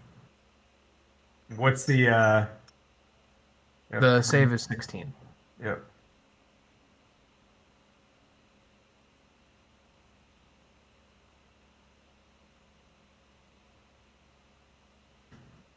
I'll roll for all of them. It's interesting. The only person that didn't save was Dave! was- Donald! yeah, was no, Dave passed. The boss, Dave the number two. boss did not. All right, so you hear like this thing's trying to cast something, and like it gets a bit, but it makes its concentration. All right, what was the total damage? 15, but half on failure, or well, on a save. Okay, 2 kobolds fall.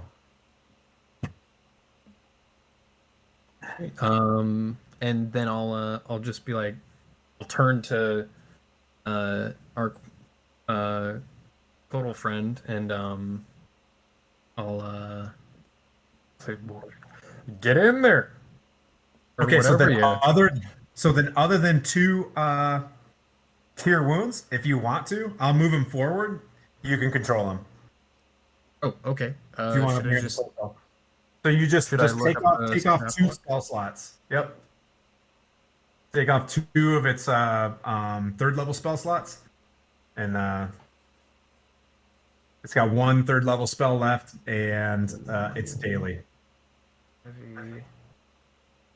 So it used all of its cure wounds, right? It used 2 cure wounds. It's only got.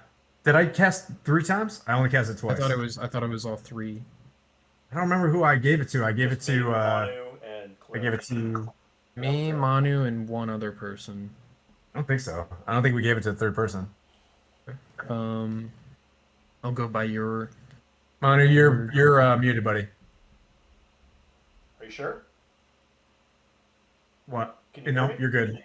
Yep, I can hear you. Who was the 3rd person that got healed? Oh, did I get? I healed you, didn't? No. Yep. No, it was So just I only. He's got 1 3rd level spell left. Oh, those are all 3 per day each, though. Or is that like? Am I see. misinterpreting this? 3. 'Cause I thought if it said Yes, you're right. You're right. Okay. I'll have him move forward to the point where he's 30 feet from Manu. And 30 feet from who's close enough where Manu moved pretty damn far. Who all is in the cart that could be blessed? That's what I'm trying to do here. Oh, you want to move him back? Everybody. Right. Everybody's within 30 feet. You just won't be able to plus Manu. So you can get the rest of the party, but not Manu. Okay. Who all is in that area? Lantaurus, Airden, Henry, and Yeah, Fon. so I'll get Lantaurus, Airden, and Foz with Okay. Bless. Okay. I believe that's its action. So yeah, that's all it'll do for now. Okay. All right. All right. So the white The thing that's definitely not a white Abashi is going to attack Manu.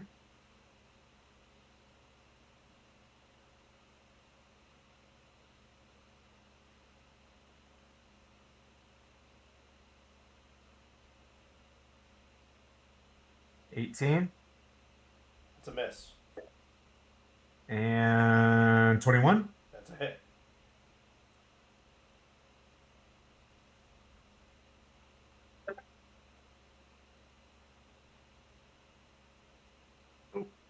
Did we just lose Cliff? Did we just lose Cliff? All right. That's 11. It's 11 slashing damage.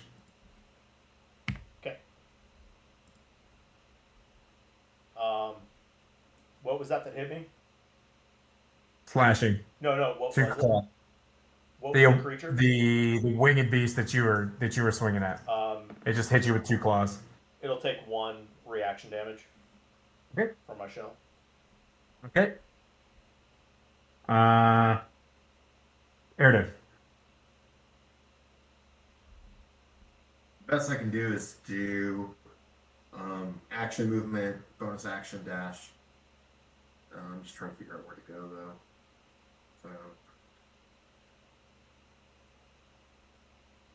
So just to go.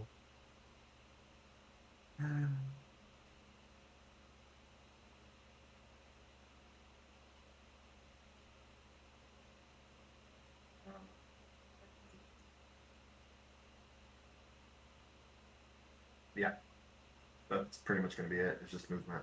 Okay. So just trying to get into the fray. So like just hearing Manu have the seeing what's unfolding in front of him. Actually, one thing I will want to do. Did I see that Dragonborn with the weird ass hand? Yep. Can I kind of like either like tap into like history or something like that in order to try and figure out what that is? Yep. Which do you want me to roll? Whatever's higher. You're pretty intimidated by the experience. You're gonna tap into, you know what I mean. You're gonna go to your strong points. Yeah. So if history or religion, probably one of those two, would be the best way to do it. Let's go with history. Oh no, I'm getting rid of this dice now. That's once that it's You're just like, why am I doing that sound? literally can't. That figure doesn't help. the fuck out. It makes no Yeah. sense. Got it. Yep. All right. Instead of 2. Okay. So Lantoris.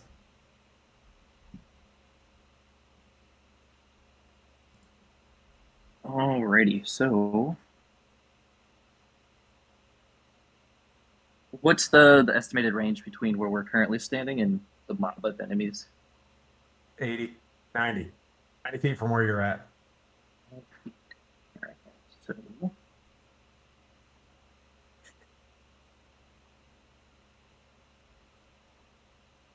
Send the artillery. right. Welcome back, Cliff. Hi. So we're gonna You do attempt have our someone on first fireball. hit. Hence the reason why they're cluttered right now. Because your fireball guy's out. Love you, Belgar. Yeah. We're gonna attempt our first hit at the big bad dragonborn dude.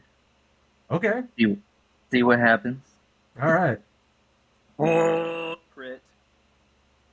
That was with my crossbow. That's hilarious in this video. Okay. All right.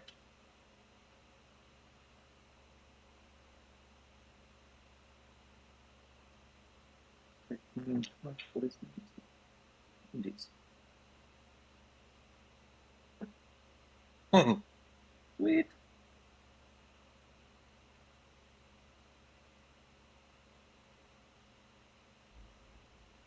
So that'll be 24 piercing for my crossbow. Okay. Then from there, I'm going to do the ballista. So 21 to hit for the ballista. Okay. That is a miss. Alrighty. Then that's gonna end my What turn. did you for hit that him with one. on the first one? The first one was my crossbow. Okay. Crossbow and hand ballista. You have to draw this thing. I have to visualize. All right, so you shoot the crossbow and it hits like as it's extending its arm to cast whatever spell this is, and it stops it. Stops it from casting it. And it looks back at you and it rears its chest up to take the hand ballista shot to its chest, and it breaks upon its plate mail. Powerful plate mail. Henry, welcome back. Good timing. I do what I can. Trust me, I'm still listening. So No, looking it's at okay. looking at the video right now, where am I referenced the caravan? Am I in it? You are to the top, to the right side. You're on Daisy's side. Okay. Uh, again, I made that the up. distance to foes, is that within 60 or 120? You are about 80 feet away from the mass.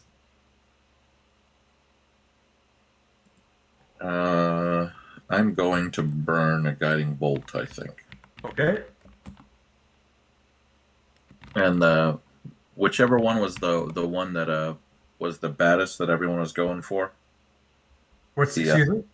the one with the plate, Yep. the Dragonborn. Yeah, the Dragonborn with the creepy hand. I could have gone with that.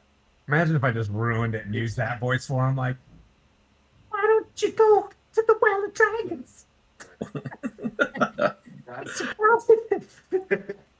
22 to hit. That's a miss. 22. Fuck Oh him. yeah. Sorry. Oh yeah. All right. And we're well within our walk, so my spiritual weapon is gone. So that's all I got. Yep. Yeah, that's all you have? That's all I got. Manu. Am I within melee of the Dragonborn? Which one? The big one. No. He's 20 feet away. Oh, he's 20 feet away? Then I will just reactivate my aura. Everything around me take 20 feet. Takes 4 fire. Okay. Does that do anything? Yes, everything within 20 feet of you does take 4. Some of them get damaged by that. Not a lot of them do. Okay. No, only the creature in front of you. The winged one? Yes, the winged one. Swinging at the winged one. That's a reckless attack, and that was a crit on the first swing. So Okay. I'm just going to go ahead and do that one. So that's going to be... Yeah.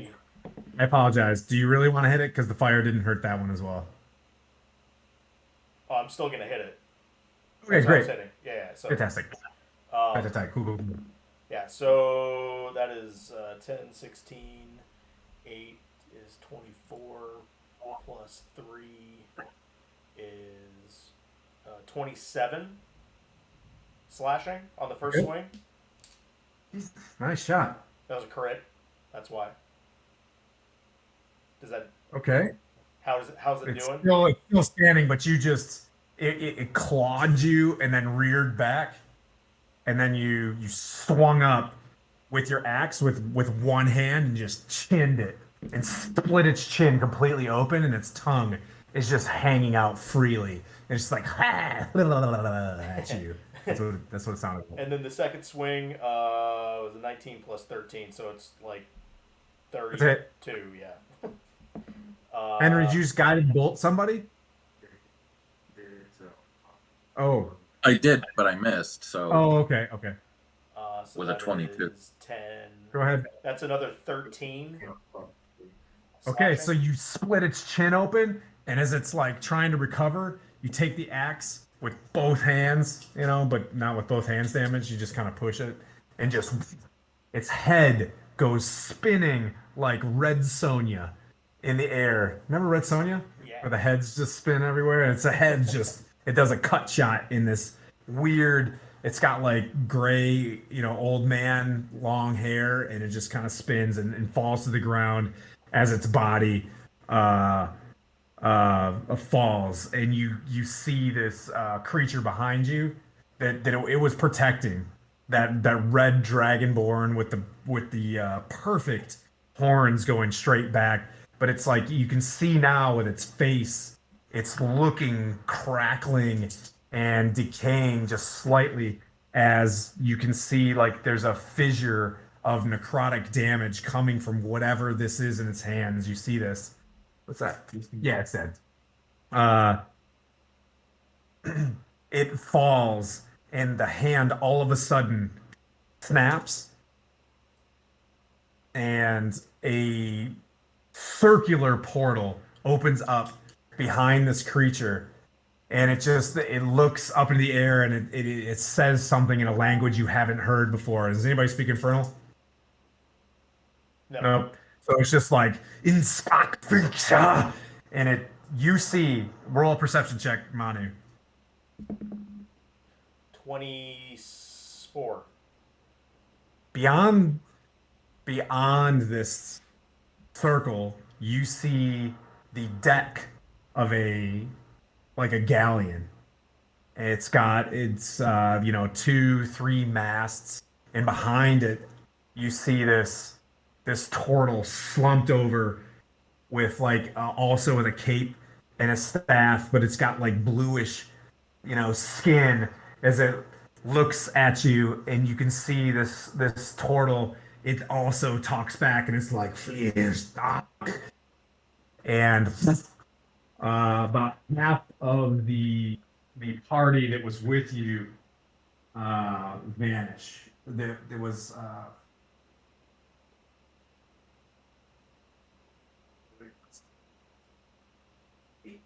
there's 2 sad kobolds that are just chilling there, and they all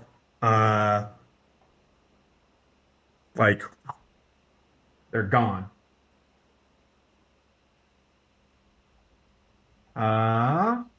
Cliff is Is it it- here? Oh Yeah. Is my insect plague spell still up? Oh yeah. Okay. Anyone who ended their turn in there has to make that con save.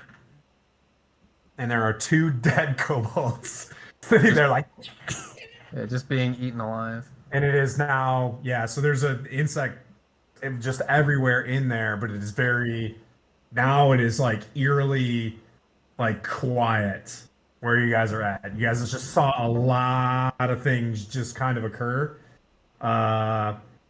You saw the dragon itself give the ominous like, "I'll be back here in a minute." Uh, Perception wise, it wants to go take a rest and then finish whatever task it was on. But it went down into the fissure to your guys' right. This is the last 10 minutes of whatever you guys kind of want to do to set up for the next scenario. Real quick, I recognize that turtle. Yes, is that Kroll? He was your old captain back in the day. That dude was your old ship captain when you jumped ship from the Cthulhu's Revenge, and he's got a new boss somewhere. Beyond that, you rolled that really high perception. You saw that ship looked like a really awesome ship. If you were in search of the Reich Wave, that was probably the Reich Wave. And beyond that was an endless blackish river with red, seams in it, brownish seams in it. It just looked terrible. Turtleable? It looked terrible. Oh. I just realized I have something. I have the map of the city of Brass. You have the map of the city of Brass. Yeah. You also have another map. It wasn't the city of Brass. If you got the map off the Cthulhu's Revenge, that wasn't the city of Brass. Oh no, I just happen to have the city map. I'm looking at Oh. notes.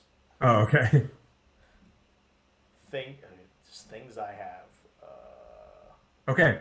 So, we got a lot of cameras off, which, Dan, you there? Cliff, you there? But anyways, whoever's here, you guys have the agency of the party. Where do you want to go? What do you guys want to do next? There are a few. I'll tell you this. I'll set the mood. You saw this, the dragon, right? That is clearly the threat, the prob, right? It received orders from somebody, and it looked at them like I've never seen you before in my life. But the Drakhorn hit him, right? It got that like, damn, I heard the Drakhorn, so I'll be right back. But it went off into this rocky fissure, vice the lava fissure, or the lava portal. So talk amongst yourselves. Role play. Enjoy. I could try to dispel that. That was Spell what? The portal. Might be a bit big for me, but maybe I could entreat Helm to help me, as well as our serpent friend here. Make a perception check. Oh. You make a perception check. Also. Because you're talking about this out loud. Are you talking about this with the group? Who, me? Cliff. Are you doing this on your own, or are you discussing this with the party? I'd be discussing this with the party. Okay. That I only rolled a 3, but it's +8, so 11. Okay. Okay. You remember from your the dudes, the spies that you work with, the sources that you did, the guy that died, right? That was murdered, talked about this this dragon being able to get a hold of a Dao, which is a earth elemental type genie. So is there a connection with the creator? Which you know that if you dispelled this, it clearly can, you know what I mean? Like, get itself back. Yeah, so I just. But you do have a path too. Also, in your party are people that have planar shift. Before you guys like think that you're going to go off and not be able to do anything. I'm not trying to lead anybody, but you have the capability of. Based off the information that I have, we're just going to kind of relay that to the party about how network that I had that was in the area said this the red dragon that I'm trying to find has connections with the Tao, which may pertain to that current crater. However, if we can establish that we know that the dragon may come back, or if we know the intention of the dragon is to come back, we can literally set an ambush at an opening because it's going to come through it again. So we can lie in wait for it, and then as soon as it happens, we attack, and then we kind of have an advantage. Or we close this thing up, it opens up again, and then we're spent on spells, or you guys are spent on spells, or whoever your spellcasters are, and then we continue trying to attack this thing, but we're a little bit behind the power curve. That's just my observation. If you guys have anything else, like, So you wanted to go get a full rest and come back? I think we rest here and wait. Because if we know that the dragon's going to come back here, because it sounded like, based off the conversation I was having, it was going to come back, why not wait for it, lie in wait with an ambush set, and then initiate the trap as soon as it emerges? Well, it sounds like it's receiving orders from beyond. Yeah. But on the same token, it also seems like there's more behind this than what I've seen with the dragon and the town that you guys were in. and it sounds like it has connections with what I need as well as beyond, which makes the hair on the back of my neck stand up. So what you saw, I would say, with that perception check, those two didn't have never met each other or didn't know each other at all. When what you guys noticed as a party is that Dragonborn was coming back to give orders to somebody that it thought it knew, looked at it, recognized it, and then it was like, I don't recognize you. The sheer fact that the thing was able to generate an army like that makes me feel comfortable. In the spot that you're in. Yeah.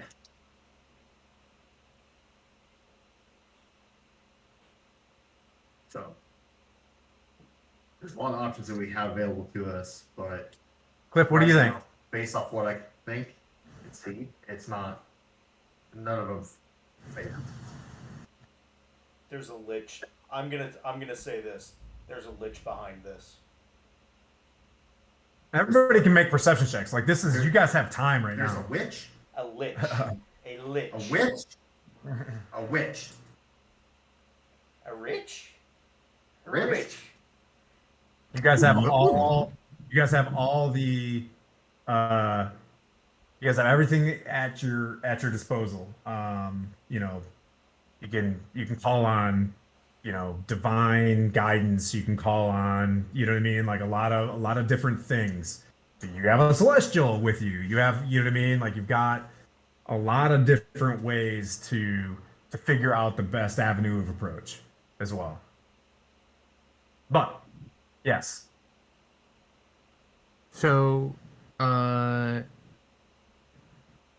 Codal has access to scrying, but it's only on the same plane of existence. Could that Codal poke its head into that portal there and be on whatever plane that dragon flew onto and then scry on the dragon? it's like, well, if I die, I mean, I'm pretty sure I'll just return back to where I came from. So, whatever you want me to do, Cliff. What is the rest of the party think? He's like, he flies. He's like, I mean, I'd love to help you. I'm just here to help you. What are the dudes, Meeseeks? Oh shit. He seeks. Oh, no. Can do. Like he's, oh boy, sure can. Oh boy, he just became a Mr. Meeseeks. Yeah, Yeah. so I'll have the Codal fly into the portal and try to spy on the dragon. Okay. It's like, you want me to come right back? Absolutely. He flies in to that fissure.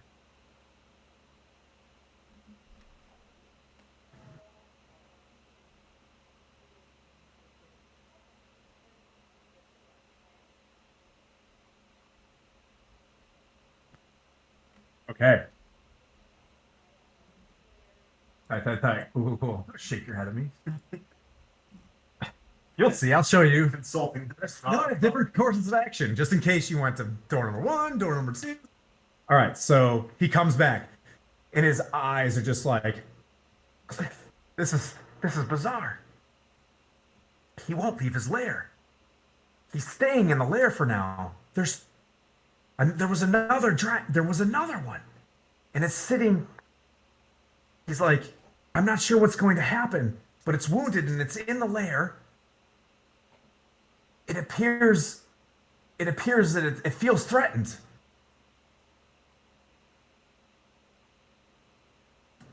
Interesting.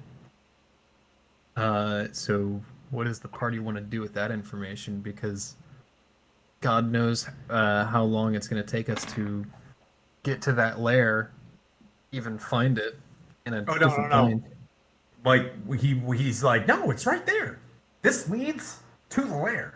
The dragon's in there and it's looking up. It's a giant volcano and it's looking up. I don't know why. I thought it was going to rest, but it's sitting right there. It's alone.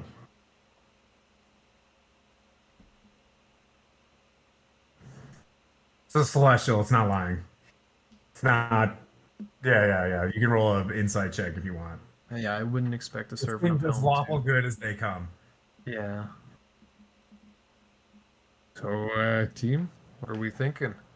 Just drop in and. Well, you drop it. The same thing that we want, that I was suggesting to do, it's doing. It is waiting for us to come through a single point, and then think about it. It's implying that Access. okay, as not as the DM, as the Yeah. Koatal, it's implying right now that it is not ambushing on that end. Okay. That this is the time to strike. Like it's just like if you So- want to get rid of that thing, it's trying to heal. Since it actually took a look in, can it describe to us the space? In other words, like Yeah. from the opening, how far down is it Sure. to the floor, and then from there, how far is it to the dragon that it could see?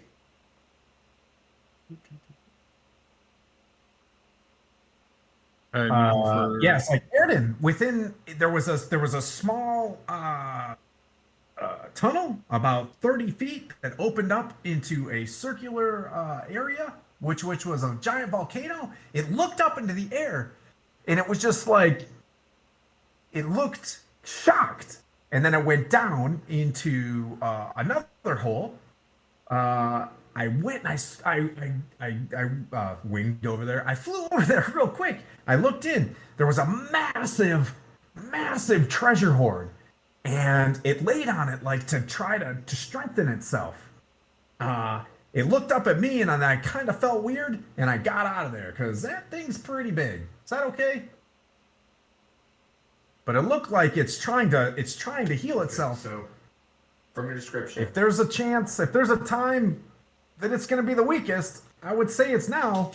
a flying lizard, you said it was a small tunnel down into a bigger chamber. From that chamber, there's another name. chamber. Yeah. Yep. So And that smaller chamber is where its hoard is, and that's where it is. Correct. So the distance from that hole to where you saw it, what is that? it was really close. It came out 100, 200 feet. From that opening through the chamber to that next chamber is 2. It looks like this was designed to be real close to its horn.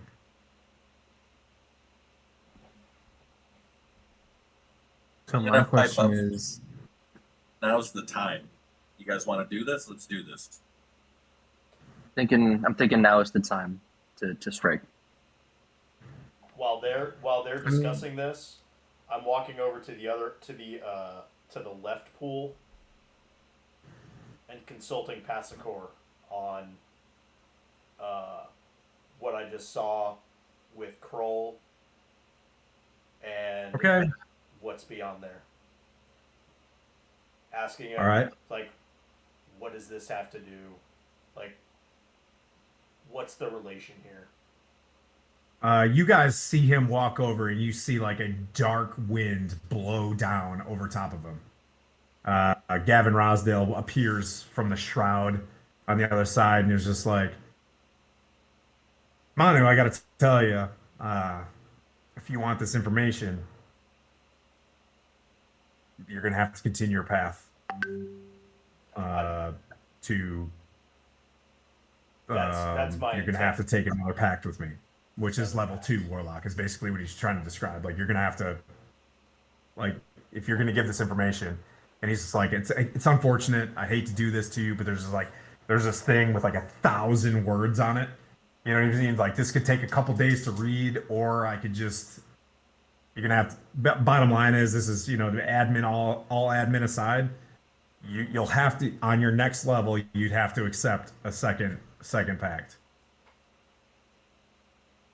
Considering what You're I mute. just saw, considering what I just saw and what I've been working towards for the longest time.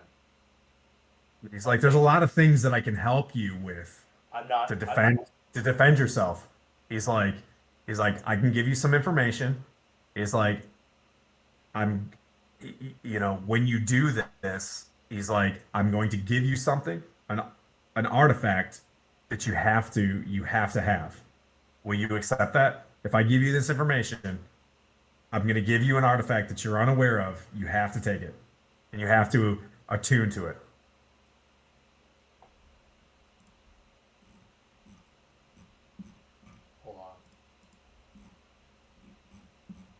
figure out what that means for me. Yeah. He's like, it'll be worth your while in terms of combat. But, you know, I'm telling you, you can back out of this right now. You know, he's like, but This I'm in it for you, of course. Gavin, this information is more important to me than you can imagine. He's like, look, there's a lot of betrayal going on. There's a lot of things that I'm invested in. You're doing a great job. He's like, is despite the fact that you have bad feelings about me, I would trust your coastal. Fair enough. I just want to know about the ship. He's like, you're not gonna run into a horde like that and a weak dragon like that. He's like, there's something definitely going on in there, and I would be interested in the information as well.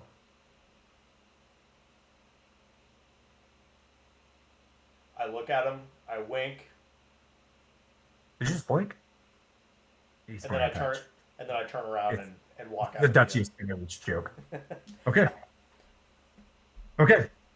So then this black shroud that's not chill for anybody lawful good or good energy whatsoever kind of dissipates, and the old barbarian like kind of walks out like, no big deal. So after that, you see me chug a greater health pot. Okay. And hop in. I just want to like, hey, thanks to everybody for like sticking around for the party. This is kind of a turning point, and it's got a lot of juice for the overall campaign. So you watch me walk from one thing to the other. I'm chugging a pot, and then I dive headfirst into the portal. Oh, did you see his expression? Whose? He just that was his first portal jumping. You just got to experience what he wrecked an entire drew a map for like 2 days, and he ran straight through a thing, jumped straight into a portal, and I was like, just like, and the whole party jumped in after him. I was like, well, guess we'll meet back here next week. Yeah. So I gain 15 hit points and jump into the portal.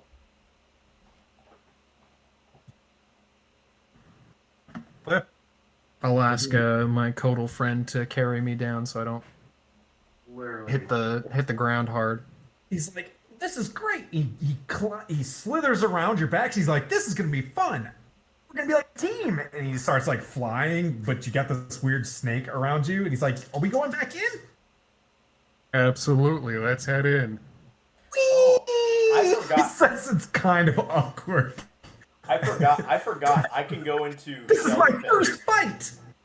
Full plate mail. 7 foot tall Fearbulg being carried by this giant flying snake. Well, if only we had fan artists. One day. I'm working hard. Henry, go. What do you want to do, buddy? Cliff goes in. Manu goes in. Face shield goes down. Foz. Oh, Foz is still here. He could say Foz could fight this. Go, Henry. You going in? We're going in. Fucking Leroy Jenkins. Let's go. Leroy Jenkins, so it's. I mean, I guess he had some chicken, so. All right. Pizza, but that's okay. And Taurus is following suit and trucking right behind him. Okay. All right. Well, there we go. That's where we'll pause so that I can wipe another map and start a new one. You do notice when you go through the portal that you guys do step through. It's as he described. There is this large, dark tunnel. It's very, very dark here. It seems very cold. It's definitely a different plane of existence, which you can tell you guys don't know. You've never been in the elemental plane of Earth before, but you do feel just where you're at. It does feel really, really warm, despite any ideas of what you'd think that plane feels like. You guys push forward just a little bit. You peer up and you see this like darkened sky, and a large caldera, a very circular caldera of what appears to be a volcano.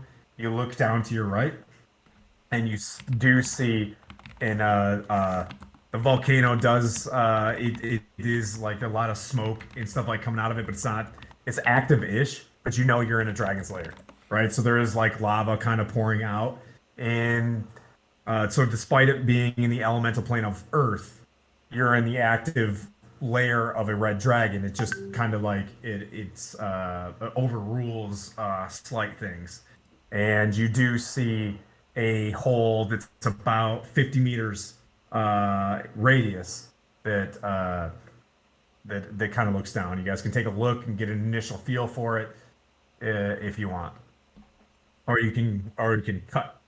I'd say we cut here and go start next session from right this point. That was a long session. We haven't run that one that long in a really long time. But yeah, we'll see you next week. Thanks for dealing with my weird voices. For those people, like, subscribe, follow us on the YouTubes. Hit the like, hit the subscribes.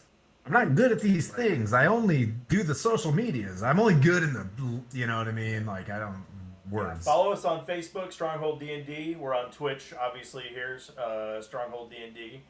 And Instagram, Stronghold. Is it also Stronghold D&D or Stronghold? Yeah. Look us up, Stronghold. We're also Stronghold Gaming, so check us out. Isaac, thanks, buddy. Thanks for playing again. Bye, guys. We don't have to, like, we're stopping the stream, but we can still say talk to each other.